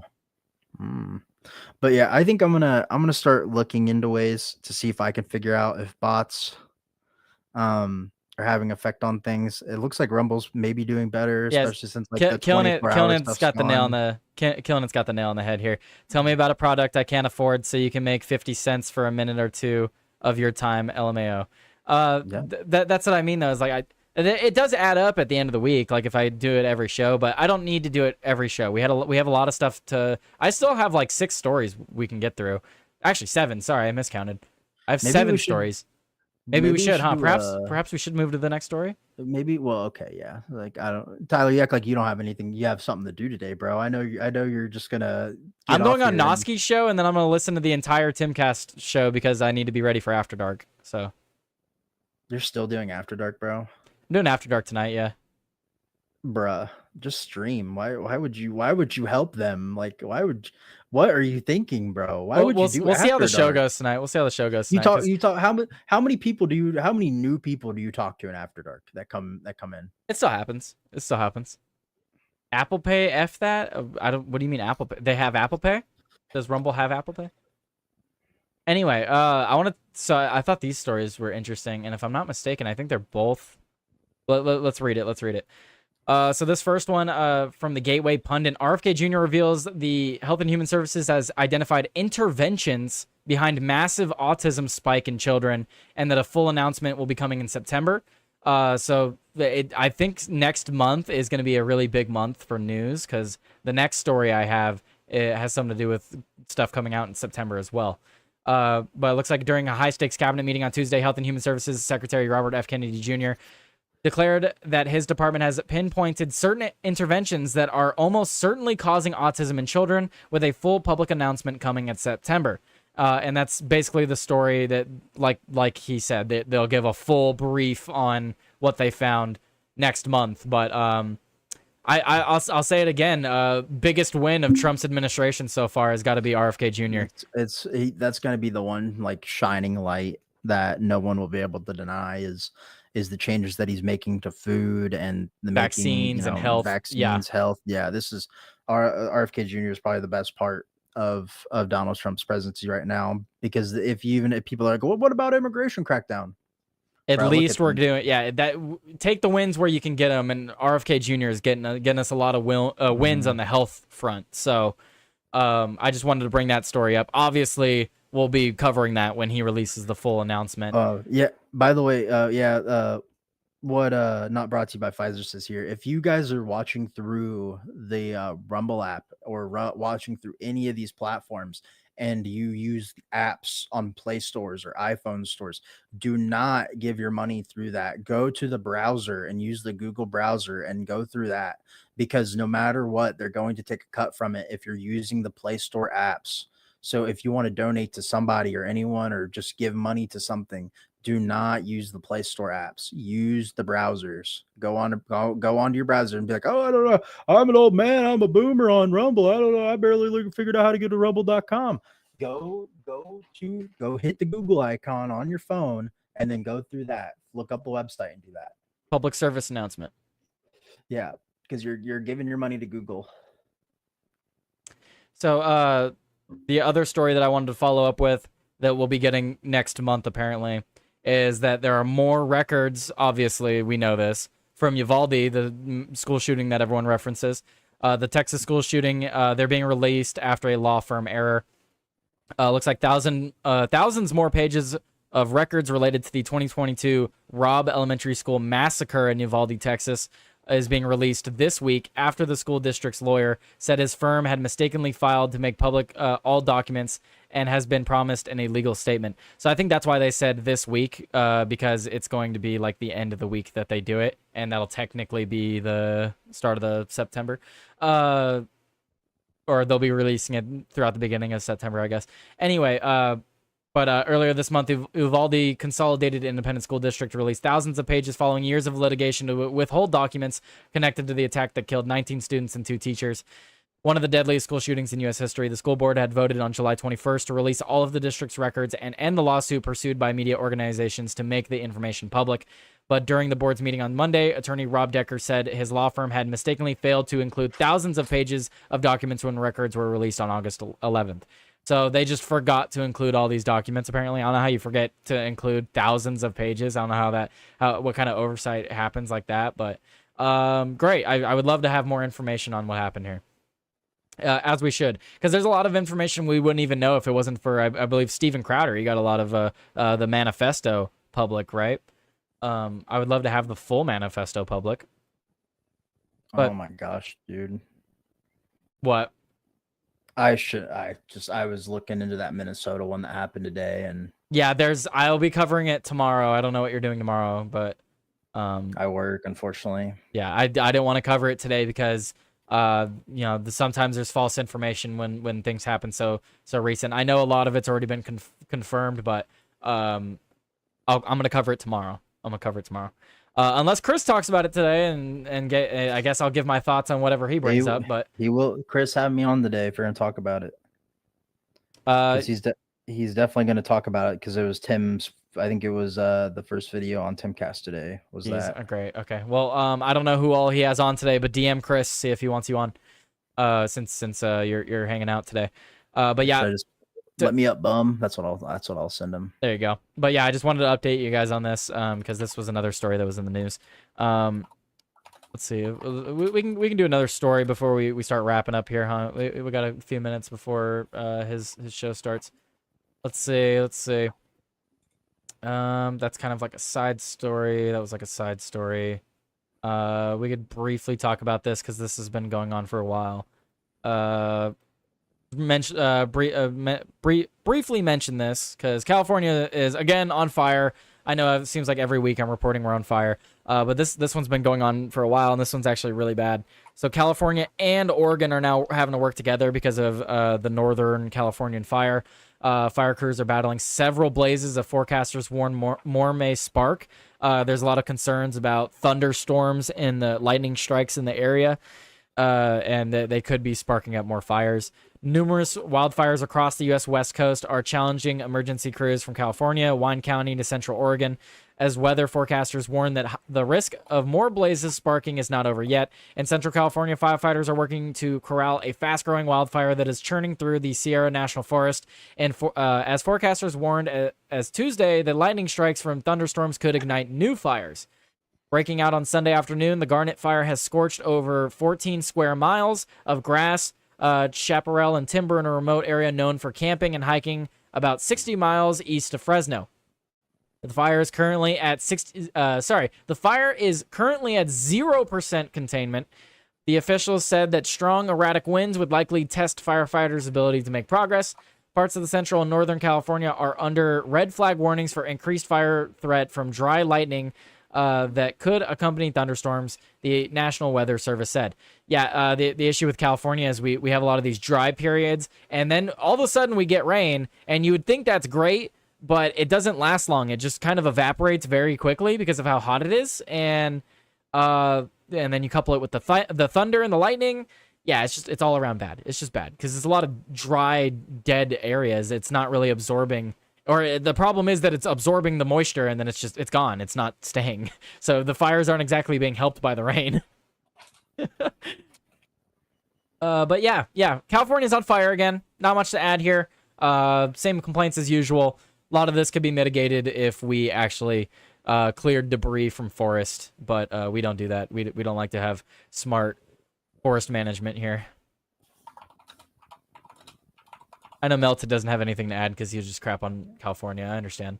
Yeah, let's like what are you gonna? Are your guys' reservoirs filled up yet or not? No, actually, and there's a lot of news going on with that too. I should probably cover, but I don't have it pulled up right now. What we're instead going to cover is yet another person, American, killed by an illegal immigrant who was driving. A illegal immigrant who overstayed his TPS by 10 years, charged in a DUI death of a Nashville woman. It seems to be almost a daily occurrence where an illegal alien driving kills innocent Americans. So we got this reporting from the Post Millennial. Here's the individual in question.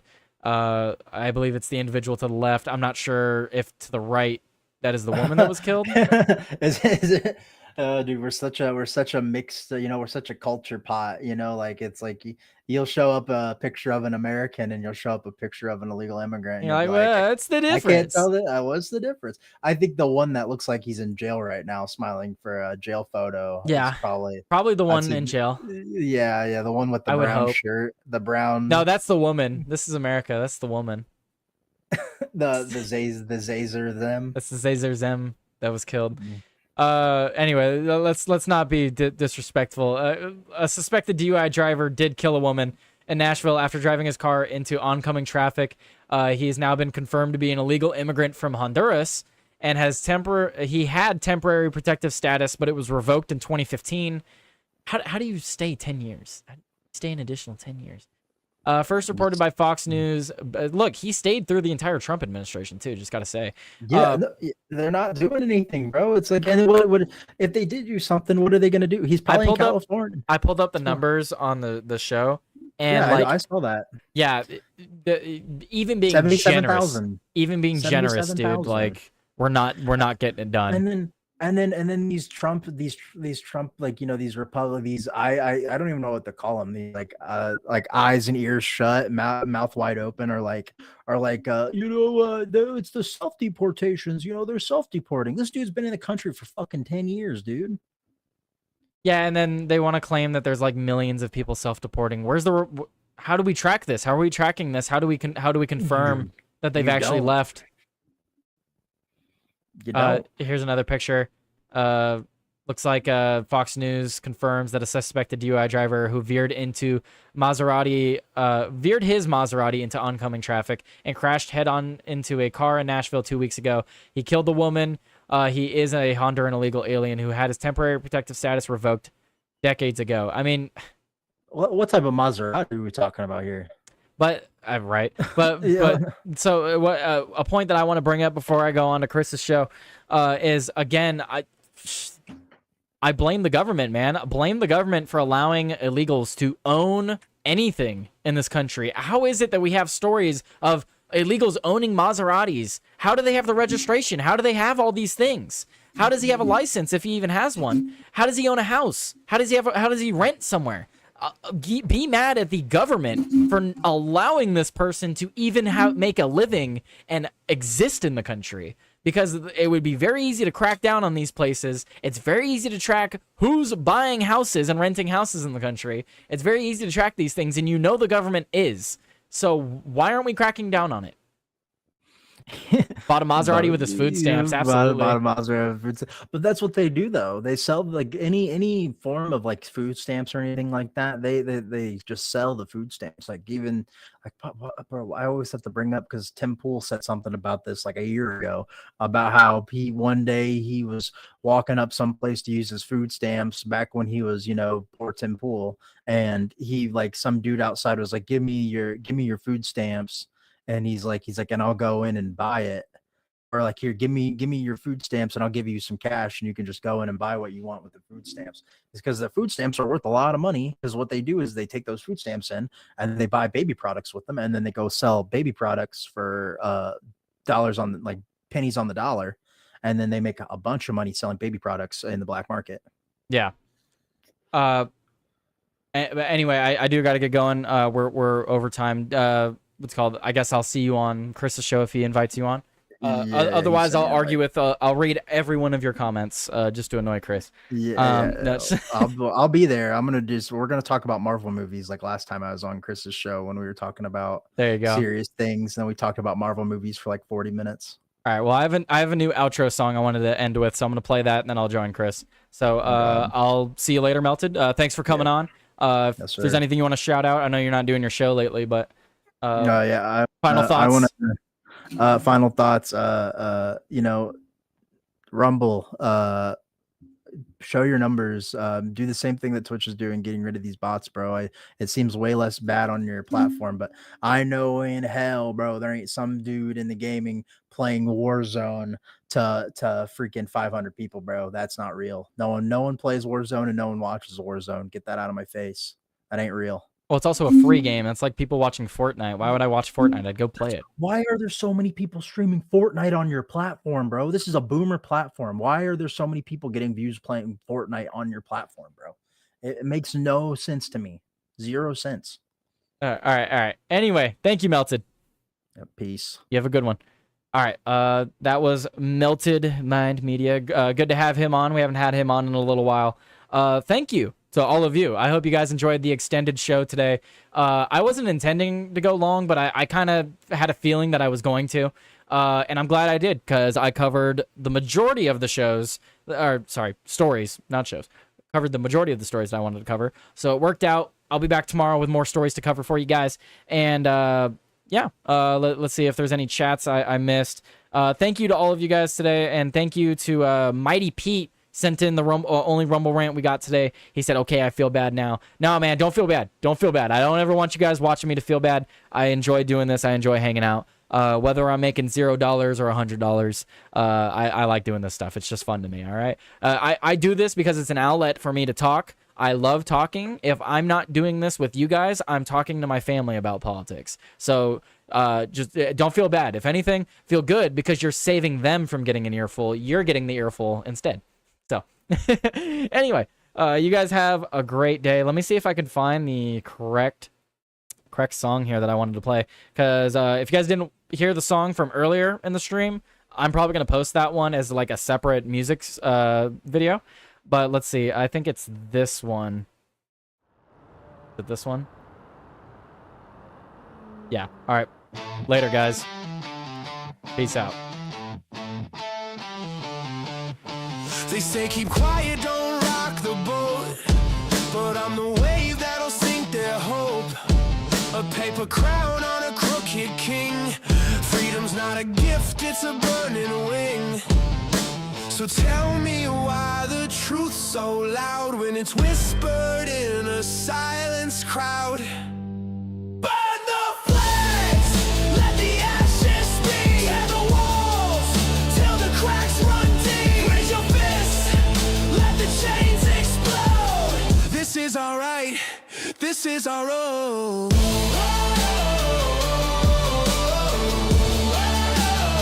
This is our road.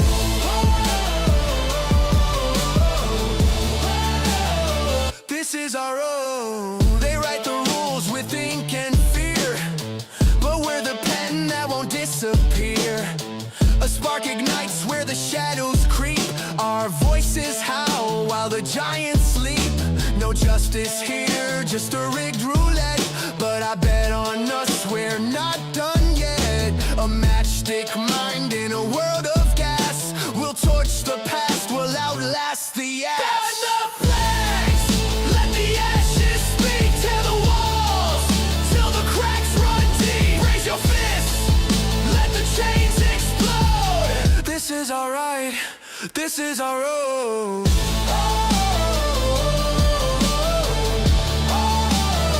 This is our road.